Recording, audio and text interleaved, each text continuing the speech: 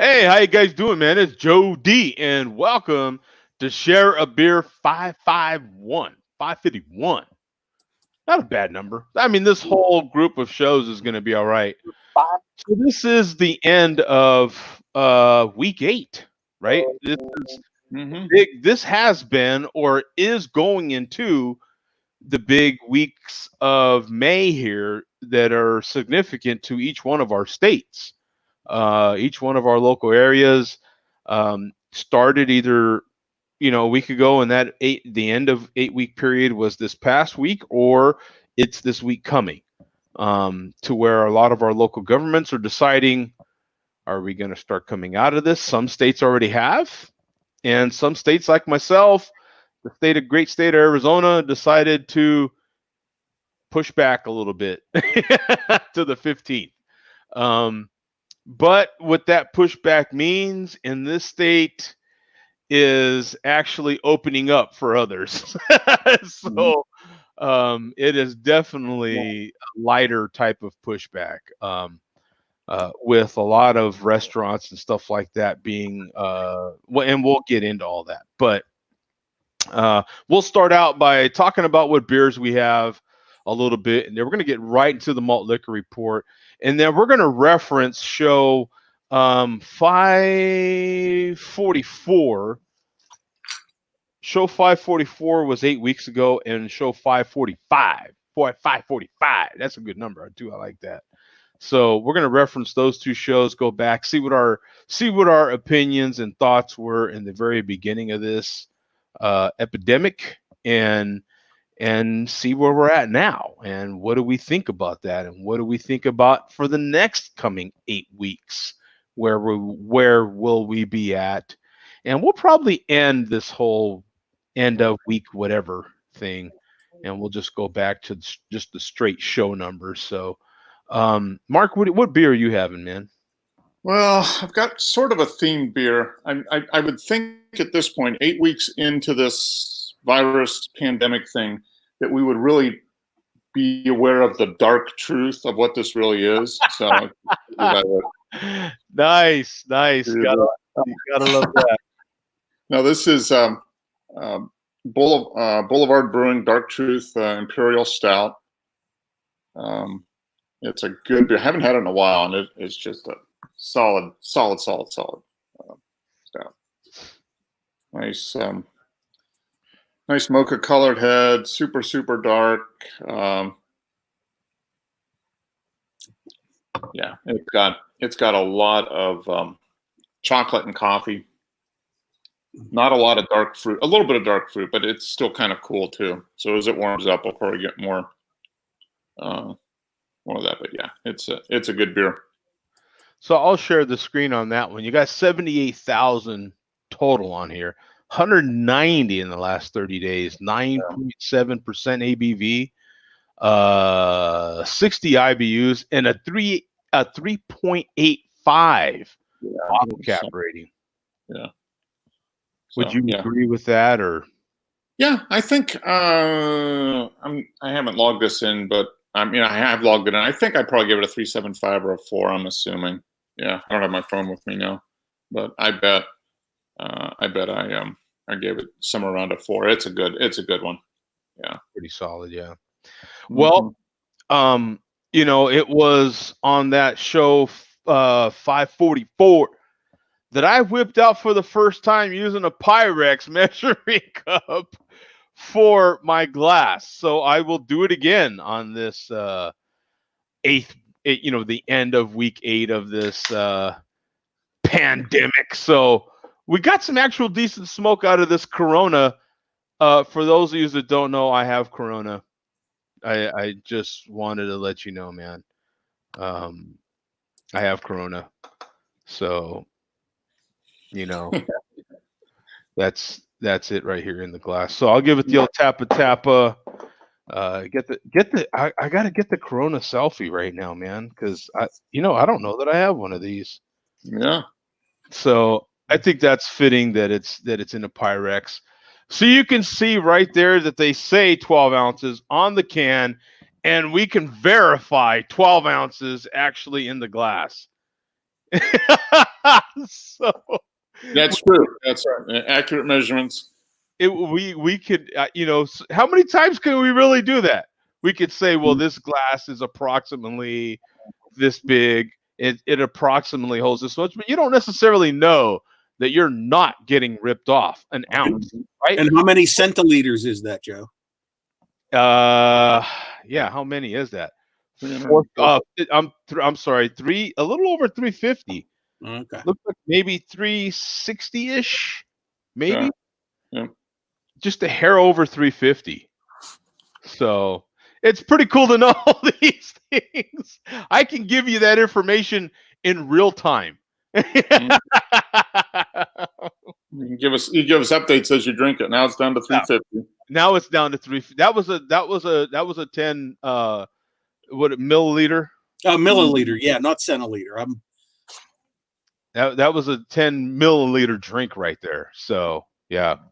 And then coming up, kids, I do have the rest of this Corona that I can also add to it in here to take it up to a full 16 ounces there, kids. Boom. Mm-hmm. Now I know I'm getting this is a proper pint, by the way. I say when the bars reopen, Joe, I think you go into your nearest pub, you take your Pyrex and you say, I want a pint, a proper pint. I want a proper pint, damn it. Right? Pyrex. When you go to the pub and they whip out some stupid glass like this, share beer glass, by the way.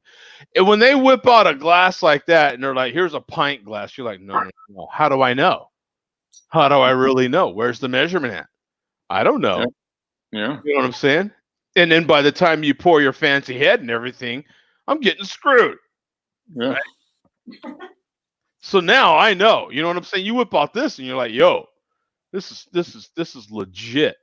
So what is going on with the guy with the Dr. Seuss hat on, man? What's going on, bub? I don't know. By my name, just like you've been keeping count of the Corona weeks, I may have to start keeping count of weeks without a haircut. So are you? I'm 2 weeks behind your count, Joe. This is no, I'm 2 weeks ahead of your count. This is the end of week 10 for me without a haircut, I believe. Wow. Are you suffering from quarantine hair? Mm-hmm. Do you have quarantine hair disease? As I said on the pre-show, yeah, it's not just a matter of getting clippers out. This hair needs a professional to deal with it.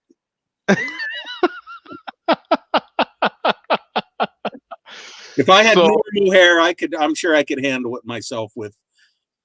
I'm sure I could quote unquote take care of myself. Whoa, yeah. Is this so that all that matters? If you can take care of yourself, that's all that matters. So are you master? Yeah, I think I'm gonna have to chapeau up from now on the show. Actually, it's reaching the point where I'm starting to get the bozo, the clown look on the sides, where it's sticking out and curling up on the sides. Hey, kids. Oh yeah, Vegas says Floby bum. Yeah, remember I said that on one of the early shows, just like B Meyer 44. I need to Floby that MacGyver cut. Yeah. Desperate times call for desperate measures, but I'm not quite at that point yet. But we'll see. I'll get to a couple comments real quick. Hans is in here, man. The first pimp on Chit Chat box. And then Big Bear says drinking a cigar. Well, he's having a Cigar City Maduro. Mark Boulevard doesn't disappoint.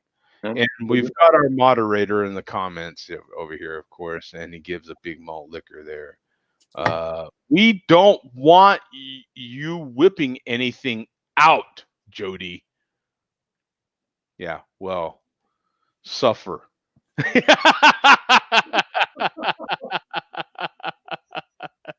If I whip it out, you're gonna look. You're gonna go, oh no. That's what you're gonna do. No, Oh, really? It hurts.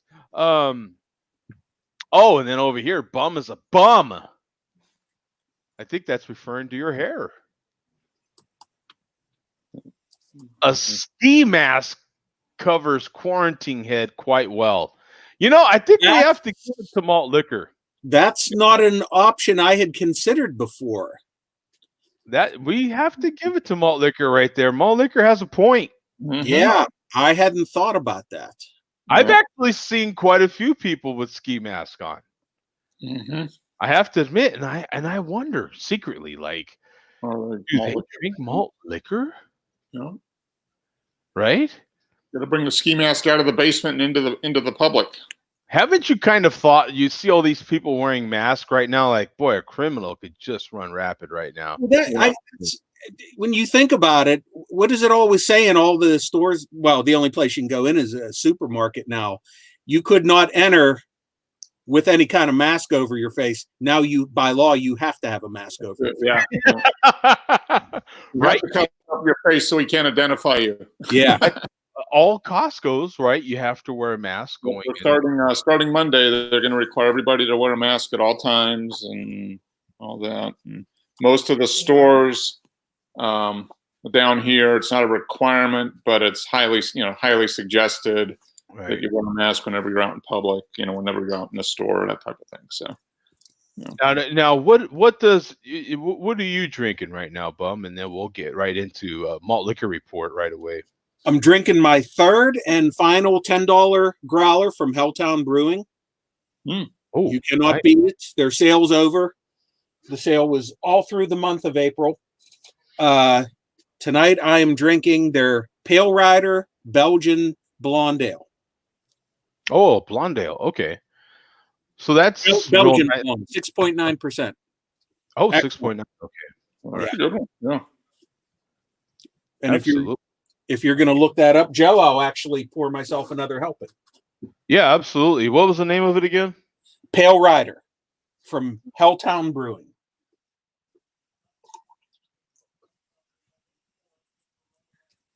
Pale as in H-E-I-L? Or no, Pale, P-A-L-E.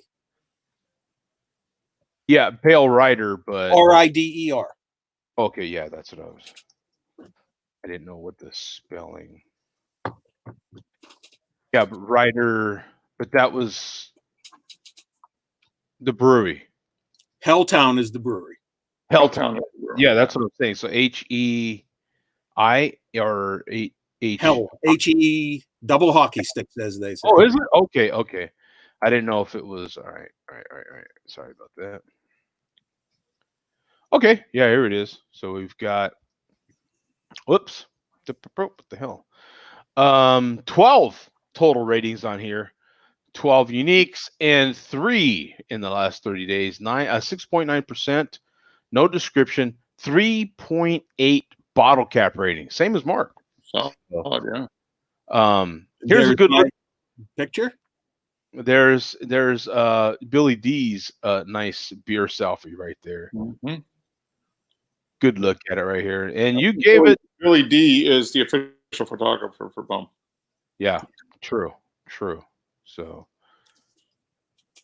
And obviously, by the number of check-ins, it's a fairly new beer that they've broken out. Mm-hmm.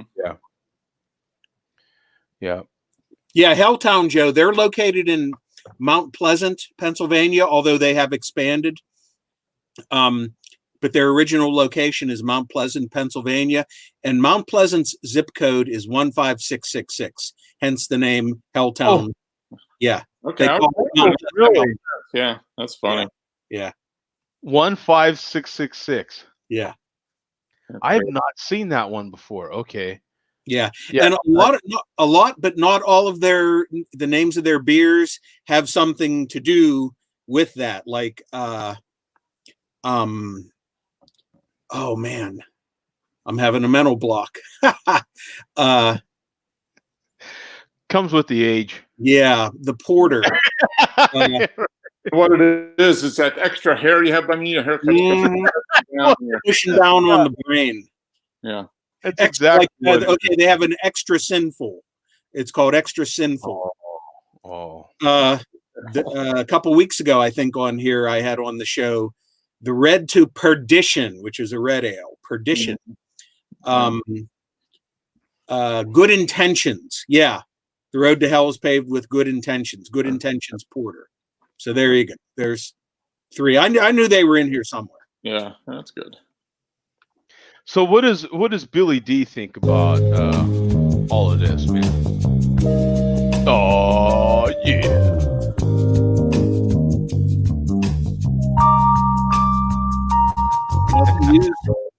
Use a phrase that's been used a lot lately, or famously lately. Billy D's chomping at the bit to get to tonight's malt liquor report. Yeah. Oh man, yeah, chopping at the bit. Yeah. Wow. We have so much. Actually, we have so much. We're going to bump one of the things back to next week. We're going to put that on hold. Actually, instead of my Helltown beer, I should have had a Colt 45 double malt tonight, because this past week we got double the hate from Vega and double the hate from Falstaff. Oh, really? Oh, man. Something had to give, and something had to go on the temporarily on the cutting room floor till next week. So we got it narrowed down to 3 here, and this was a tough call. Who's going to get top billing this week?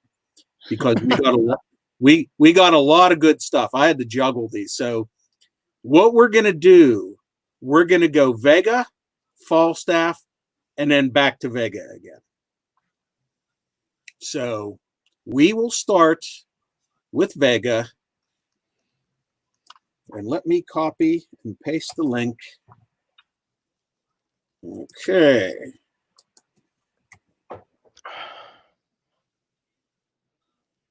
I'm down to right about 10 ounces now. Okay, we're ready to go here, Joe. You can just play the video from the opening to about the first 30 seconds. Oh, really? Okay. Well, this ought to be a treat here. So, whoops, what am I doing here? There we go. Whoops, still not right. There we go.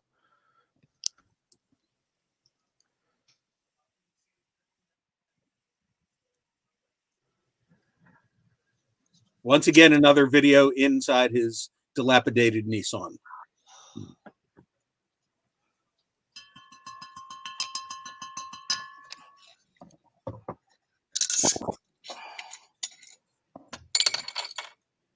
Oh, look at that smoke. Oh, the smoke. Fuck this Some respect, finally. smoke. And fuck you, Jody. Oh. Malt liquor. Look at the smoke. I want to hear the smoke again. And fuck you, Jody.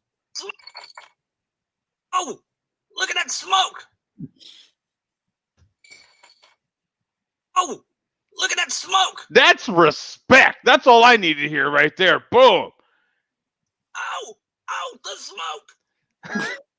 Fuck your smoke. And fuck you, Jody. Malt liquor.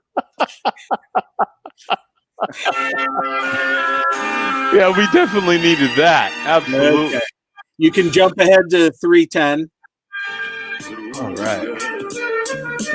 Oh, boy. He's mixing us in with other people this time.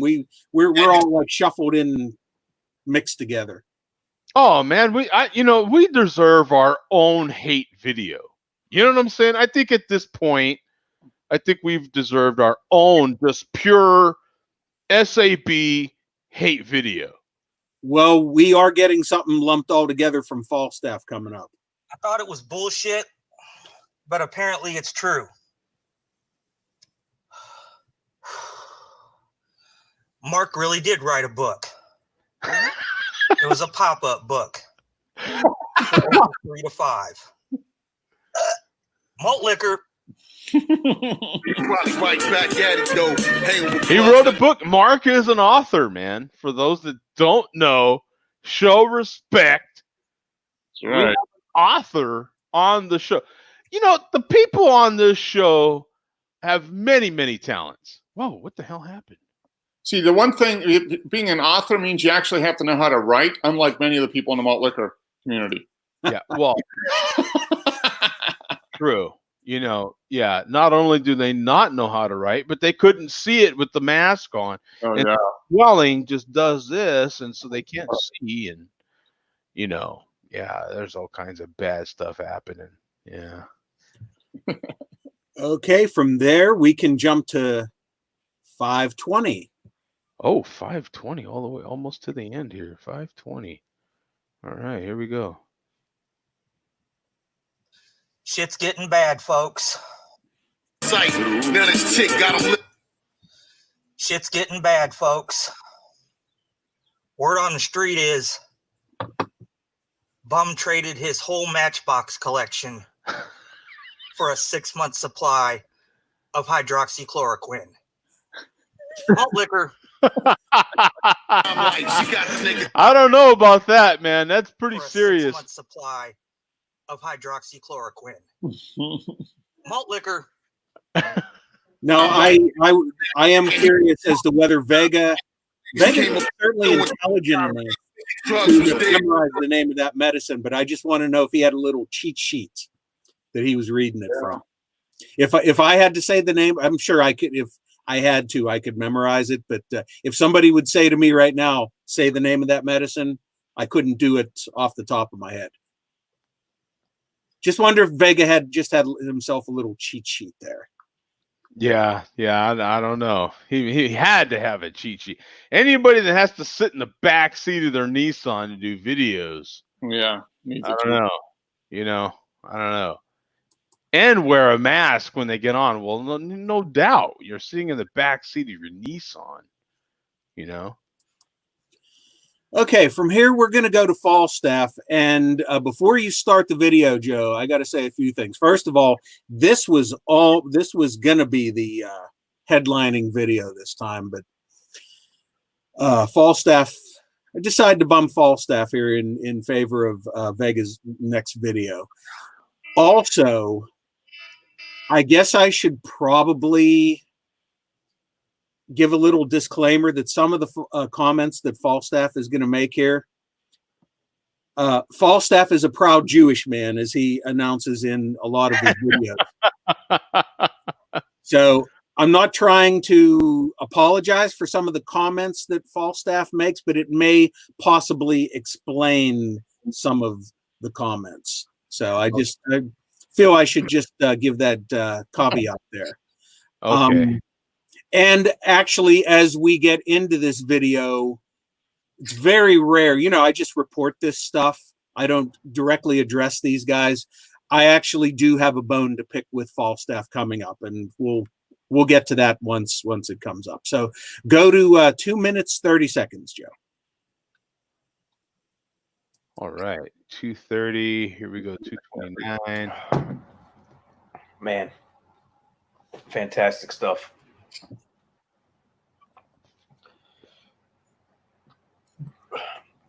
I guess I should get some shit out of the way. Customary fuck you to Jody All right. of the fucking Share a Beer show. Not a young man anymore, but in all my years, I probably only met about 3 or 4 black women named Jody.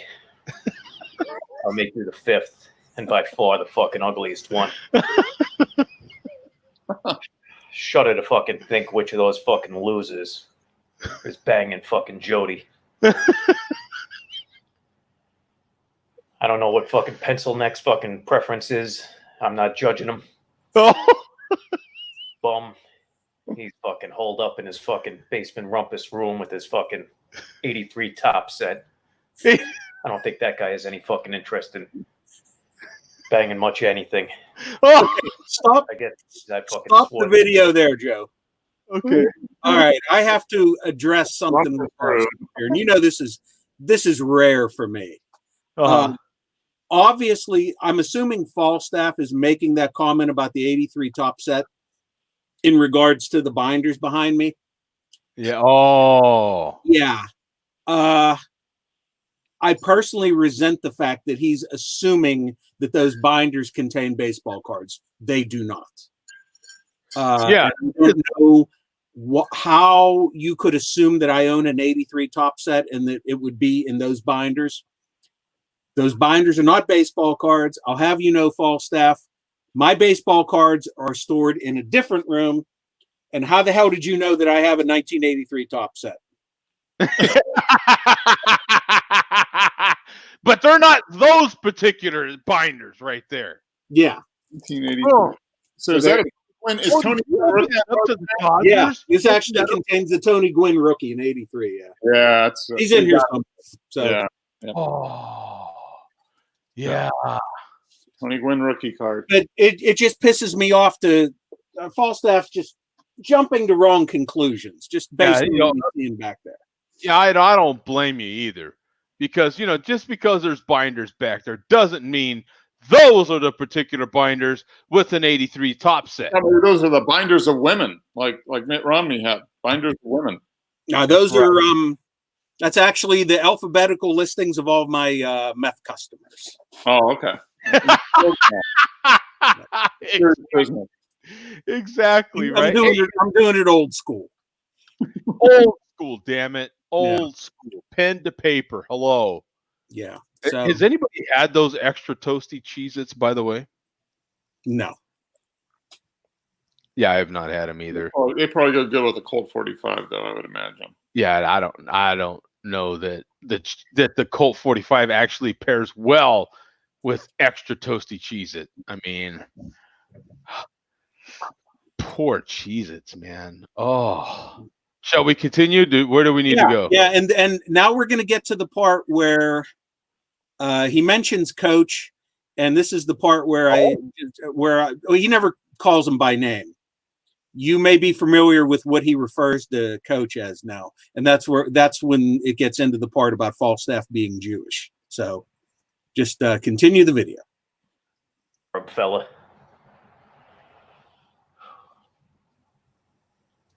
Not to be discriminatory, but oh yeah, jump back a little bit, Joe. Growing up, we were told banging much anything. There we go. I guess I fucking swore the Arab fella. Oh, banging much anything.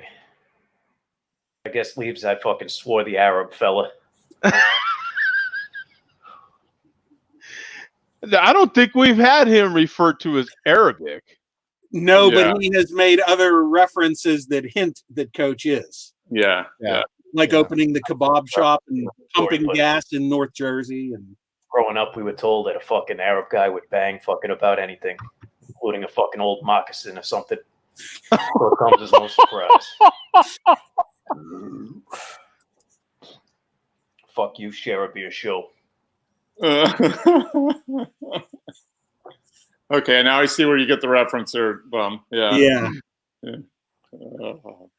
So we got a little bit more coming up. Oh. I know I always talk about those 4 assholes. Oh, who else? There's a lot more fucking scumbags that participate in that bullshit, but honestly, I just fucking will watch part of the Mollick report until they go off on a tangent. Was that your face in there? Yeah. Smaller turds that get fucking flushed. I don't know their names. I don't listen to them. I will fucking leave them a fucking little piece of advice, though. Oh, advice. Let's rewind this. Fucking flushed later on. I don't know their names. I don't listen to them. I will fucking leave them a fucking little piece of advice, though. A home truth, if you will. And that's that 100 to 150 individually fucking identifiable hairs do not fucking constitute a beard. And I watch that shit on a fucking Pixel 3 XL. And if I can fucking pick out every fucking hair, it's most certainly not a fucking beard. If you can't grow a fucking beard after age fucking 20, quit fucking trying, you asshole. More liquor label out.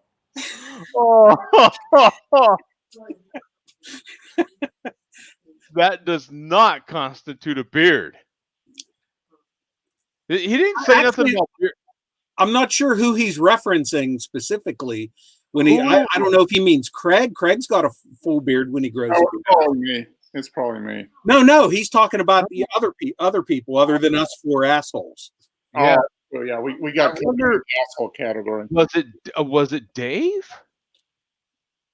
I don't know. Obviously, it's not Tom. It Dave can't be had a- Pat. He's got a full beard. Yeah. Yeah. I'm not sure who he's referencing. I mean, Yeah. Greg's beard comes and goes. Yeah. Adam? So- No. No, Adam's not. Adam doesn't have a Probably delirious from the malt and the extra toasty cheese. Yeah, who knows? Who knows? Yeah, yeah. The extra. That's where the combination of the extra cheesy and the 45 just don't. They kind of do this. Then they're not meshing like this. They're doing a bunch of this. It's like multiplies the negative effects of both, and like makes it. Colt 45 by itself is bad enough. Roasty, toasty Cheez-Its are probably bad enough, but you mix the two together and it's like worse than both combined. Yeah. Wrong link. Sorry. And there was another brief comment down the line about my basement rumpus room, but it's not that important. We will get to the final thing here, and this is pretty big. This is the thing I was referencing earlier. This is Vega again, and well, I'll just let it speak for itself here. This is something new. This is kind of like a challenge issued to the show. To the show. Kind of. Wow. This is quite intriguing. I will just play his opening 2 minutes here, Joe. It's Okay. it's self-explanatory. All right. So we'll go to the opening 2 minutes, and here we go. Fucking masks. Everybody's talking about wear a mask. Yes. Very Good serious. God. Yep. Good Once God. again, malt liquor, 10 years ahead of the curve. That's right. We've been knowing how toxic and nasty and filthy. Ben Noen. Is that proper grammar? Is that proper English? Is that Ben Noen? Yeah, it's like Bin Laden, Ben Noen. Yeah. Ben Noen. How toxic and nasty and filthy and disgusting craft beer and homebrew is to the human immune system. That's why we've been wearing a mask for the better part of a decade. Go fuck yourselves. Now, I would rather eat a COVID-19 infested bag Whoa. of flaming dog shit Whoa. ever appear on the V-Bar. Malt Liquor Radio, go fuck yourself, pork chop. Yeah, Fat pork boy. chop. Yeah. But I would be willing to make a live appearance Whoa. on the Share a Beer show, Whoa. providing two conditions are met. Number one, Pencil Neck Mark, Jeffrey the Giraffe. You send Is that our first? I think that's the first. That's the first. Jeffrey the Giraffe. Is that a Toys R Us? Thrown upside down, Vega. Is that a Toys R Us reference? Wow, I would have never came up with that reference. That is good. Hey, Oh man. good for him, man. He put that. From that guy, yeah. I don't know. When was the last time Jeffrey the Giraffe was? I Does don't know. Tom even know what that reference is? Oh, Jeffrey the Giraffe, right? From Toys R Us. I didn't know that. Come on. That's my childhood. What do I have to do? I have to. One of the Oh, man. conditions. I have Yeah, to- we'll rewind a little bit so we make sure we get that again. Let's. are met. Number one, Pencil Neck Mark, Jeffrey the Giraffe. You send me an autographed copy Whoa, of your pop-up book. whoa. And number two, Milk Dud Head Joe D. Oh, for me. You chug a 40 ounce of malt liquor, Oh, strictly Oh according to man. print, oh, in under 10 minutes. oh. Well, Gentlemen, you have my terms. you have my turn. This is a speed run. Malt liquor. I think that is a fair offer. Yeah. Well, the thing of it is we even getting an offer is something, isn't it, Bum? I mean, before offers were not even on the table, and now Right. we at least have an offer. So Mhm. once you're offering, that's just Mark's familiar with this stuff. That's now we're in a negotiation here. This is a negotiation, That's a right? step in the door. That's one step in the right direction. Yeah, Right? I mean, hey, sooner or later they're going to be on the show, right?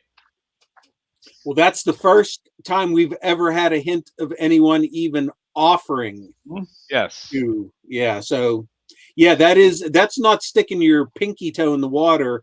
That's sticking the funk that's sticking out from underneath your pinky toe in the water. Yeah. Exactly. Yeah, that is big news. That's breaking news, actually, right? That's big breaking news. That's like a North Korea, right? That's like me. Like It me is. with North Korea right there. And It is. I'm assuming no substitutions can be made because I could attempt to do the 40 in 10 minutes. What's it taken me? Did I do it in 20 minutes one time? Yeah. That was a struggle. But I'm sure no substitutions are allowed. So here's the breaking. That's the breaking news, right? So yeah, we have breaking news. That is, we have an offer on the table. Now I can pretty much tell you right now that one ain't gonna happen. Oh, But come on, Joe. we are in the middle of. I think we can all agree we are in the middle of negotiations Mhm. with the malt liquor community to have live appearances on SAB here. Now as the panel, does the panel agree that we should continue negotiations? Is this something we should continue? I personally feel that's a bargain offer, Joe. I think you should just accept it. Oof. Is What it the say you, Mark? quantity? What say you, Mark? I mean, Mark's got another. Mark's a major part of this. I mean, basically, at least as far as email BC is concerned, I probably got a whole Oh, base. Mark, you muted. Oh. So I could probably send one to Jay Vega. Personally, Yeah, Mark's got the extreme easier end of the bargain here. Yeah. the question is, how do I personalize it? What Yeah. Oh, I can't. do I express my true feelings for Vega in the personalization, or back a little? What would be acceptable, Bum? What would be? What should he sign it to? How should he? Oh man, that's tough. I will have to think about I've got some ideas. Yeah, dude, but this whole, even not even the consuming of a 40 ounce, but just being seen, even holding one to even purchase it is. I don't know. Better What watch out say there, you, boy. Tom? What say you? What do you? I mean, I don't. I mean, I'm saying, is it the quantity that's scaring you, or is it the time that's scaring you? Because you can break down the quantity and make it a little faster. It's about 20 ounces in 5 minutes. I think it's the product itself that's scaring them. Okay. I don't. Some prices are just too high, but this is a beginning of a negotiation. So I think we can. It's a starting point. It's. How about he drink? Why can't he drink some craft beer? You know what I'm saying? Why can't he dip in there? Yeah. Well, I think would that be? Ooh, that might I can't hear Mark for some reason. I don't know why. do this. But when he appears on the show, Mhm. he has to consume a craft. I'm gonna dip out. Yeah. I think that. I like that. Yeah, I like that.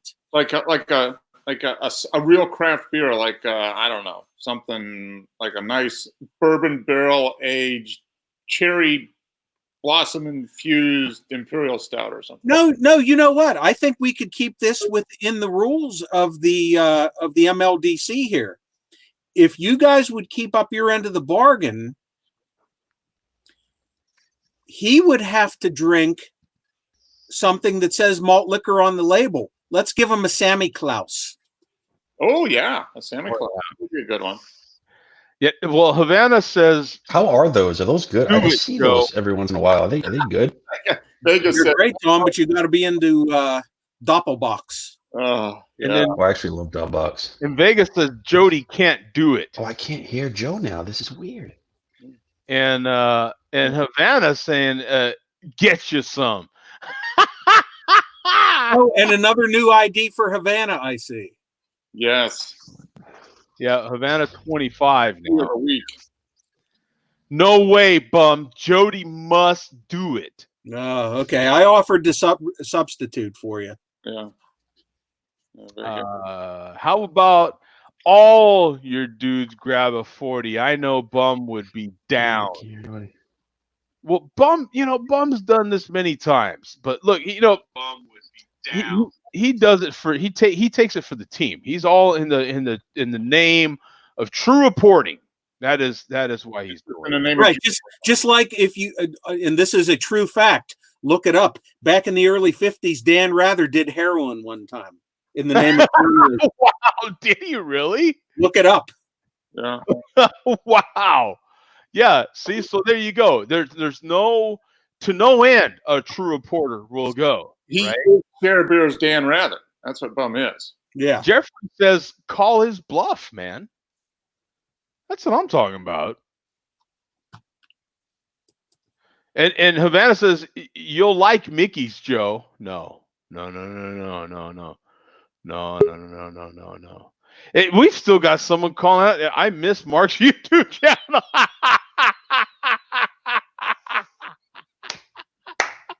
Thank you for caring. Hey, a big salute to Turner, man. You know what I'm saying? Yeah. Hey, man, that's someone that's been watching for a long time. I've influenced some lives positively in my, with my channel. So 2 thumbs up to you. Yeah, yeah, and then Bum gets some credit here. Bum is a closet malt liquor enthusiast. I don't know. Do you want to set that record straight, Bum? Well, if I got to be a closet something, I guess there could be worse things. Okay, so not approving or denying, right? Just saying. Yeah. Just saying. Was there more that we need to add from this video here? Is there? No, that's that. Like he said, it's a speed run, and he spends the rest of the video chugging it. So, Oh, yeah, everything that needed said was said at the very beginning, just like his pre-2020 videos. Mm-hmm. I don't know, Tom. Should we even be negotiating from someone that sits in the back seat of an old Nissan with Wait a minute. This is the official kind of white dashboard? I mean, what? I mean, we're sitting at our houses inside. He's in his car negotiating with people that do a live chat. I mean, I think we're on the upper hand, right? Was this the official position of the U.S. government? We do not negotiate with terrorists. Yeah. Oh, that's true. And terrorists wear masks, so I don't know. He's an unidentified malt drinker. Since you brought it up, Joe, since you mentioned his dashboard there in his glove compartment, I have wanted to ask that. It's a good time to ask Vegas since we know he's here. One of the big things with the MLDC, one of the people they get on is the big Grabowski / Big Grabowski, and they always get on his DNA splashed ball cap that he used to wear. Watch any videos where they call him Kuntbowski, where they talk about his dilapidated ball cap with the white splatters on it, and there's various theories as to what those white splatters are and how they got there. Well, I just find it funny and ironic that Vega is now in view of his camera filming all his malt liquor videos this year with very similar splotches on his glove box. Yeah. Yeah, that You make a good point, Earth. He's in front of his camera right now. Okay, he's just watching us. It's that link right there. Right? You click that link, boy. Inquiring minds want to know, Vega. Oh yeah. Yeah, we definitely want and need to know. But this is an interesting point that we are in. I mean, maybe the quarantine has brought the MLDC to a point where they need to negotiate finally. If we have Vega in here, sooner or later we'll have the chairman in here wanting to negotiate, and that's who I'm willing to negotiate there with. I don't think the chairman would never appear here. Yeah, Never ever. The chairman would only appears under strict pre-recorded conditions. If we get the chairman in here, do you think it's worth a 40 ounce for the chairman? I'm charged. That's worth it. That's worth it. No, I was asking Mark, but maybe he can't hear. Oh yeah, I can hear. If we get him, you would think. I mean, in the hierarchy of the MLDC, I would think the chairman ranks above Vega. No disrespect, Vega, but the chairman is probably a little bit above you. So, would we drink? Would it be? I guess, Joe, would you drink a 40 for the chairman where you wouldn't drink one for Vega? Is that what you're saying? Now, maybe you could drink like a Mickey's grenade for Vega, and then you'd have to even for the chairman. Now you've got to drink this from the bottle, right? You can't put it in proper glassware. He said, "I don't want to put it in glassware, Joe." Yeah, he said blueprint conditions, so you got to drink it right out of the bottle, which is actually a benefit. One less sense added to the picture, right? You don't want to pour it in a glass. Yeah. I was just curious because the Hawaiian does his out of an Andre the Giant type glass, and that's disrespecting Andre the Giant. I mean, if you're pouring malt liquor on Andre the Giant, I mean, he only drank fine like Bud Light and French wine. Yeah, gallons at a time, exactly. Yeah, my God, that guy could drink, huh? I mean, the greatest drinker. Can you imagine drinking with that guy? I mean, I'd pay money to watch that guy drink if he was still with us. Mark, if the Giant was still with us, how much would you pay to watch that guy just drink a case of beer? I don't know, $500. I mean, the show.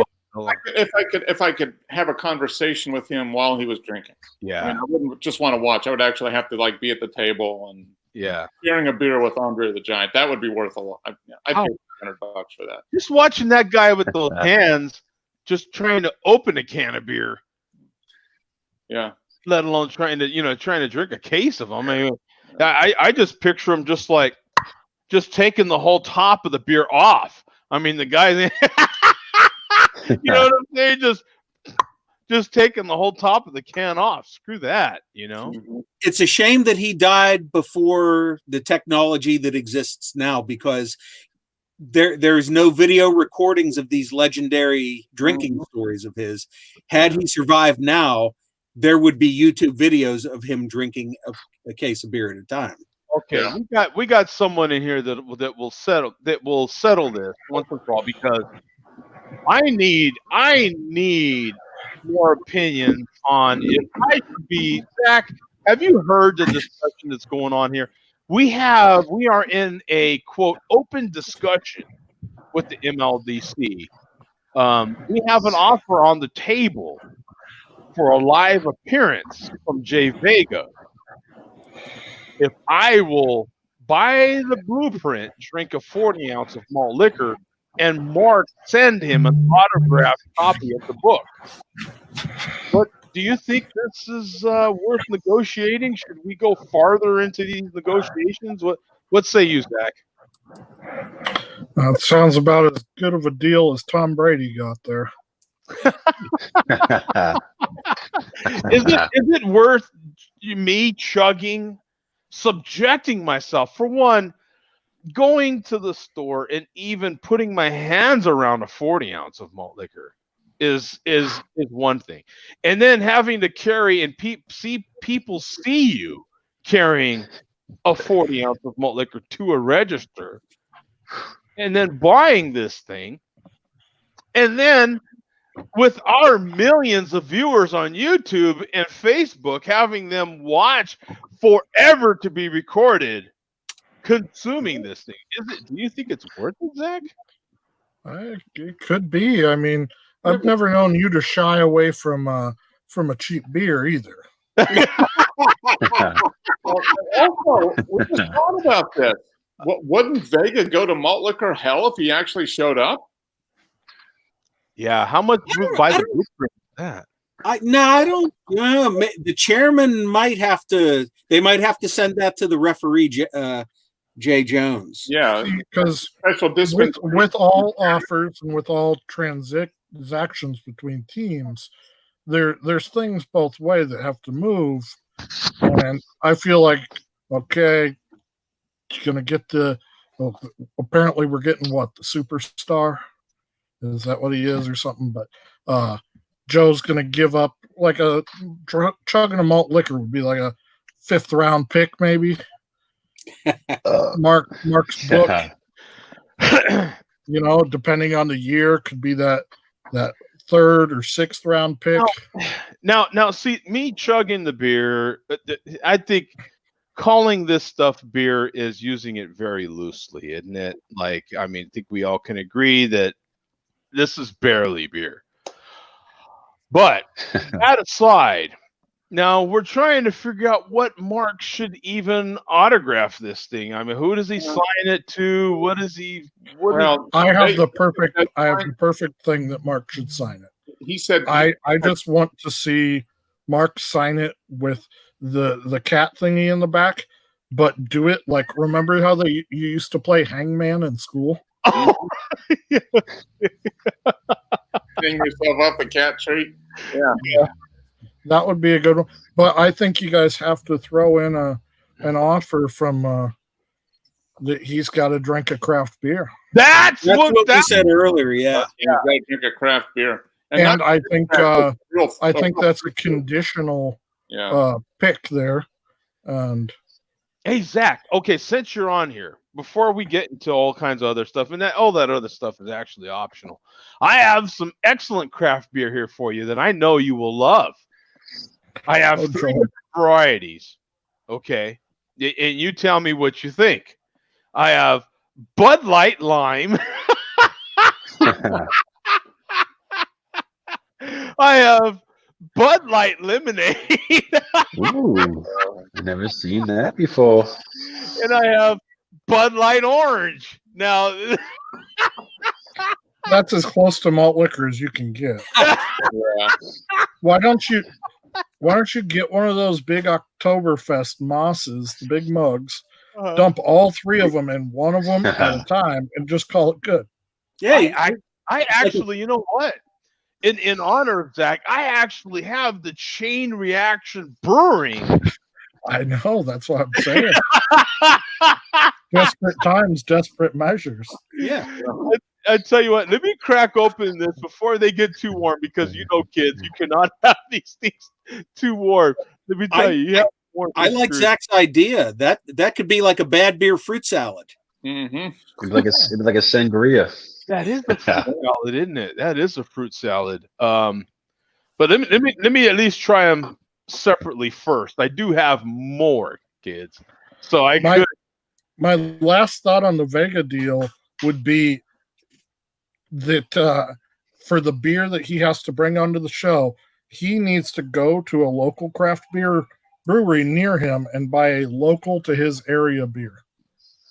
There you go.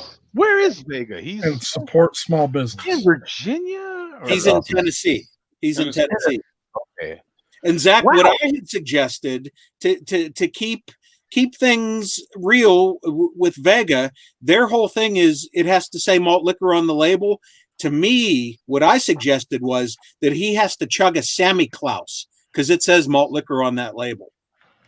And that's like 14%. Yeah. That's pretty equivalent to the 40 ounce. Or what is it? 5%, 6%? Now, the one exception I would make to that is that, okay, fine, but we would have to go to his terms to get him on the show. Once on the show, he's got to go to our terms. Well, I think with throwing that what are you gonna drink offer up there, we know what they want you to drink, but you got to think, are you trying to bring this player into development, or are you just throwing a haymaker and going, okay, let the linebacker go kill this dude? This guy. Do you want to get him a good beer that could hook him potentially, or do you want to just kind of watch him curdle in pain of chugging a 14% beer? Yeah, curl in pain would be awesome. Yeah, we want to entice him to go into malt liquor hell, though. We're trying to, or is that what we're trying to do? I don't know. What are we trying to do here? Yeah, well, Is he going to malt liquor hell? I like the idea of pain, actually. You know, like putting salt on a snail or something. They kind of and they just wither like into bubbles. You know what I'm saying? That'd be kind of awesome. Or like the Wicked Witch at the end of the show. You know what I'm saying? And the Wicked Witch just kind of and then just nothing but smoke. That'd be kind of cool. I mean, that could happen. And then you could say, "Ooh, look at that smoke." Oh, Zach, you know what? This smells like. I don't think this is adjunct lime right here. I really think that they put real lime juice in there. I'm sure. Right out of the bottle, the lime tree bottle. Yeah, right out of the lime tree bottle. I think this is authentic right out of the bottle. It's right out of the Lysol bottle. Yeah, it does. It does taste like lime.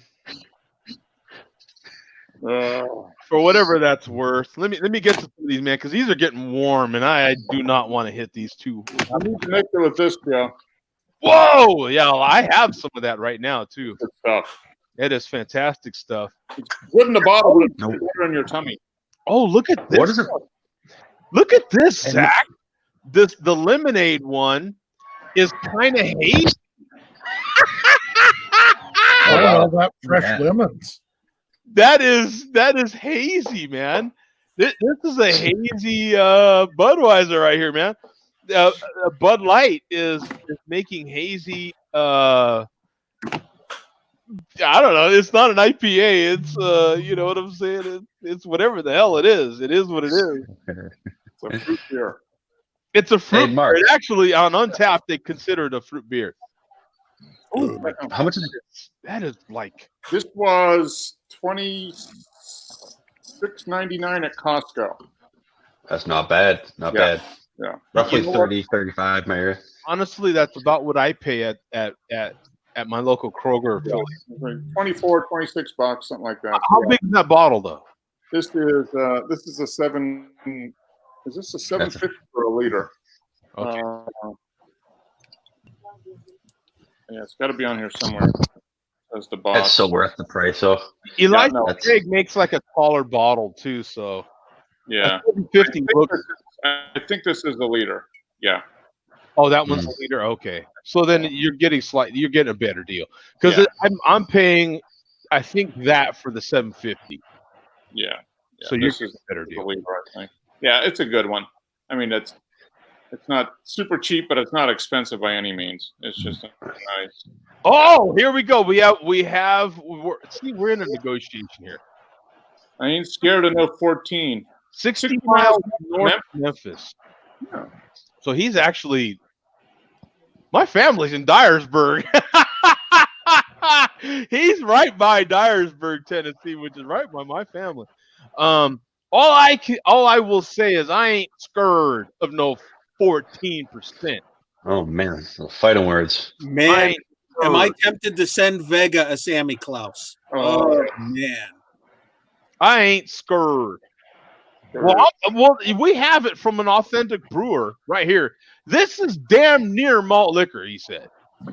So It all says malt beverage on the license. So there you go. How is it, Joe? How is it? Okay, look, this is, it's not beer, man. This ain't beer. This is a flavored beverage of some sort. Flavored malt beverage. Yeah. It has carbonate. Okay, the lime. Now going into this, these guys know in the pre-show, I thought the lime would be the better of the three. The lemonade would be the second, and then the orange I thought would be the worst. So here's the orange. Let me crack this. Whoa! Look at the smoke out of all three of these cans. Nice. Joe D approved by SmokeWise, right? Oh, now look at it. Now this is interesting because now this one, now the orange, now much more filtered. Yeah, not as hazy at all. This one is now this one could be added. What do you think?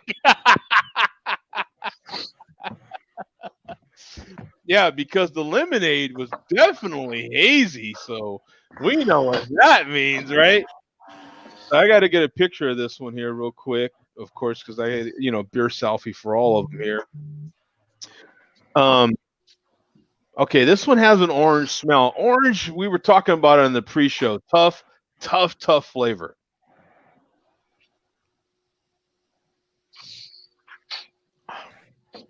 Yeah,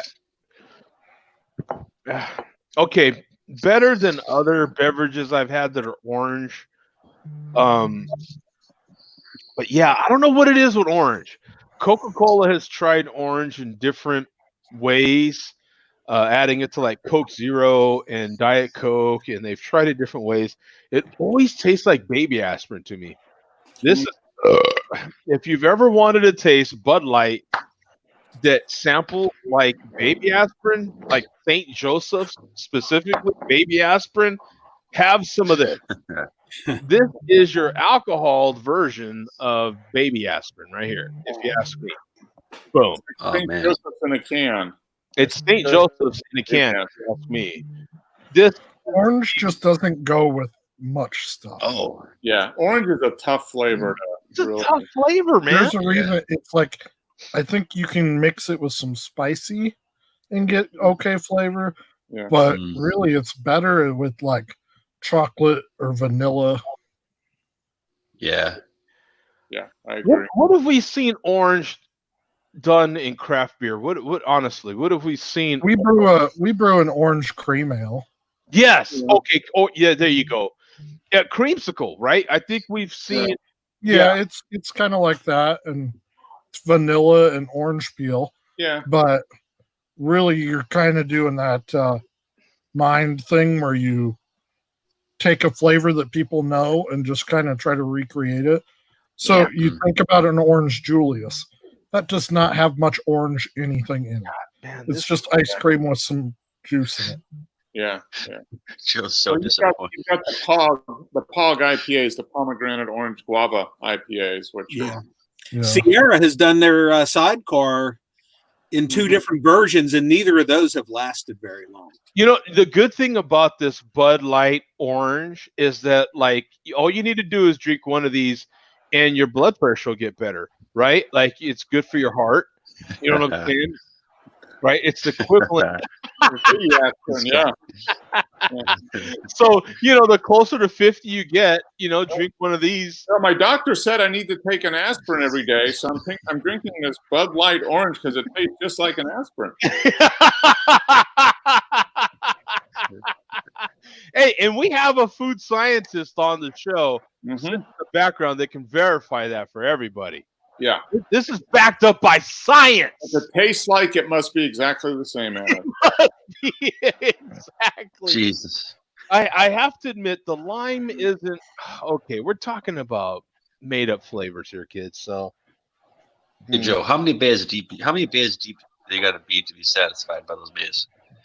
You got to Oh. be like 6 beers to be satisfied. You've pretty Oh, much you- got to be the whole 12 pack. I'm telling you right now. 12 pack, yeah. Tastes like water basically at some point. Well, they're 4.2. These Bud Lights, I mean- for some reason, it's weird too because Bud Lights are typically 6%. All the Bud Light products, as far as I know, are 6%, and for some reason they made these at this is hilarious. Pet Rock. For some reason they made these at 4.2. So these are, man, you could, and you know what's funny is I was just drinking Corona. Now we know this from looking up Mark's beer last week. These Corona Extras are 4.5, 4.6. Joe, I'm just curious. Where did you do your beer shopping this week? Walgreens? Oh man, that was a good guess. CVS. Oh, no shit. That's awesome. Close. It's medication. Yeah. Yeah. I went to the craftiest of craft beer stores today. You literally, honestly, did get that at CVS? No. I got it at my I was gonna say. affiliate, at my the grocery store. Meyer. And our Kroger affiliate isn't necessarily known for their selection of vast craft beer. It's pretty ridiculous. Which is hilarious because our Kroger affiliate here is Fry's. Fry's is a big chain. It actually is. It's a big chain. If you go to Safeway or Albertsons, No charge. no charge. Thank you. They actually have a really good selection of craft beer. So if I go across the street over there, they actually do have a decent selection of craft beer. I've gotten some decent stuff from there. And then you step it up a little bit to like a Trader Joe's or to a Sprouts, and they've got a little bit better selection. You've got Whole Paycheck; they've got a better selection. AJ's here is good. Huh? I don't know how AJ's. I don't know if you ever go there, but No. yeah, that's like I think it's actually Basha's. They're like high end version. Oh yeah, Bashes. Yeah. No, I don't have. They actually have a lot of really good stuff. I don't have Bashes, but yeah. Hey, look at this, Pat. This is a hazy beer right here. Oh, This wow. is Yeah. a Bud Light. Fancy. That's a Bud Light. That is a Bud Light lemonade, my friend. Oh, I'm jealous. It's a New England Bud Light. It's the haziest 4.2 beer you will ever see. I wish I could get that out here, you know. Hey, well, you come to the South Side, and I've got extra. If you're willing to drive all the way to the South Side, you can have some. You real quick, I was listening before I jumped in, and you guys were talking about like orange, good orange craft beers, you know. And I actually had a. Oh, you're gonna bring up Wisconsin? Don't bring up. No. It's actually a brewery out of Oregon. Block 15. They have this Cosmic Cold Brew series, which is like a cold brew stout, and they have this Cafe Borgio, which is like orange peel and cocoa. And it was actually like surprisingly good, that combination, coffee, cocoa, and orange. Oh, yeah. I didn't expect it to be very good, but it really, really was. Okay. You mentioned coffee. You're going to spark another nerve with me. You know how I am with coffee. Has anybody, now I'm just going to touch real quick, and then I'm going to, like Bum said earlier, I'm going to tap my toe in the water and then get out of this, okay? Has anybody been trying a little salt with their coffee? Is that a thing for anybody? Salt in your coffee, like a pinch of salt in your coffee? Anybody? I like to put the espresso. Salted butter in my coffee. I do that occasionally. Salted butter, yeah. Salted Irish butter in Yeah. my coffee sometimes instead of cream, and that's good. Yeah, it is good. Butter. I have not had like a pinch of good coarse sea salt or something. What were you going to say, Pat? No? What about you, Tom? Some espresso, grind it all up nice and fine. Put some nice Himalayan sea salt with the espresso. You put it in there. You got your potty. You got a potty. While you're brewing, right? No, I put it in the grinds. Yeah, in the grinds, right? So while you're brewing it. Yeah. Okay. Yeah. So makes a Are nice like any of you acidic, guys like maybe watching a little acidic. ESPN right now? I'm sorry. What, Zach? Are any of you guys watching ESPN right Oh, now? shit, I can't hear. No. What's going on right now? Michael Jordan, the Bulls. No, the Ocho is on, and it's the sign spinning championships. Oh, sign spinning. It's so damn stupid, but it's pretty funny. You mean No, like Wait, the what's the stop slow guys on the highway construction crews? Stop and No, slow. like the tax season Yeah, and the rental, the apartment rental signs. deals. Yeah, We've got my buddy John enjoying a space dust in here, man. Space dust is available everywhere now, right? I mean, pretty much everybody can get space dust, can't we? Yeah, Legion. Yeah, great brewery. I'm gonna jump out and jump back in is if I everywhere. can. I can't hear Zach or Mark. So Yeah, Tom. Yeah, I was having that. Yeah, I was having the same problem. So yeah, Tom was having that problem. Now, Tom, you might have missed the part where I had. I'm using my Pyrex glass measuring cup again for a sample. Oh shit, Joe. Oh shit. So I was Changing the game. 8 weeks ago when we started this whole quarantine thing. I used this on that week 1 show, so I'm using it again to test people like Zach that are serving us beer and saying it's a pint. I've got it right here. This shows the true pint. She's like the Mythbusters. Yes. Yes, thank you. I could show up with Beer Mythbuster right here and just show up with my pint Pyrex measuring cup and say, serve me, sir. Right here. Let me test Zach and accuracy, trying to screw me out of an ounce. I know how you brewers are. well, couldn't we One just gulp of beer. we would just fill it up then? Wouldn't that be pretty stupid? I mean, I show up and I'm like, yes, I want to see if you're giving me a full pint. And they're like, all right. And they just fill it up to the line.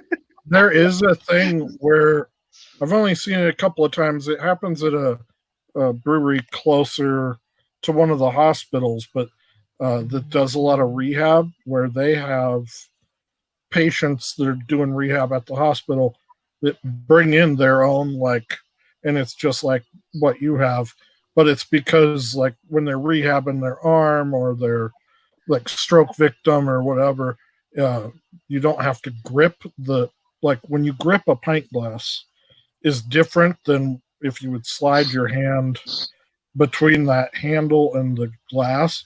You're using more wrist and that not hand. Mm-hmm. That's what she said. Yeah, boom. So it is a real thing. Yeah, that is a great place for that's what she said line right there. That was a great place for it. That's Perfectly timed. Yes. That was Honey, I need some physical therapy. More wrist, less hand. Now we've got some bearded guys in here now, Bum, and I still don't know who he's talking about because Pastry has a full beard, and so does Zach, and I don't.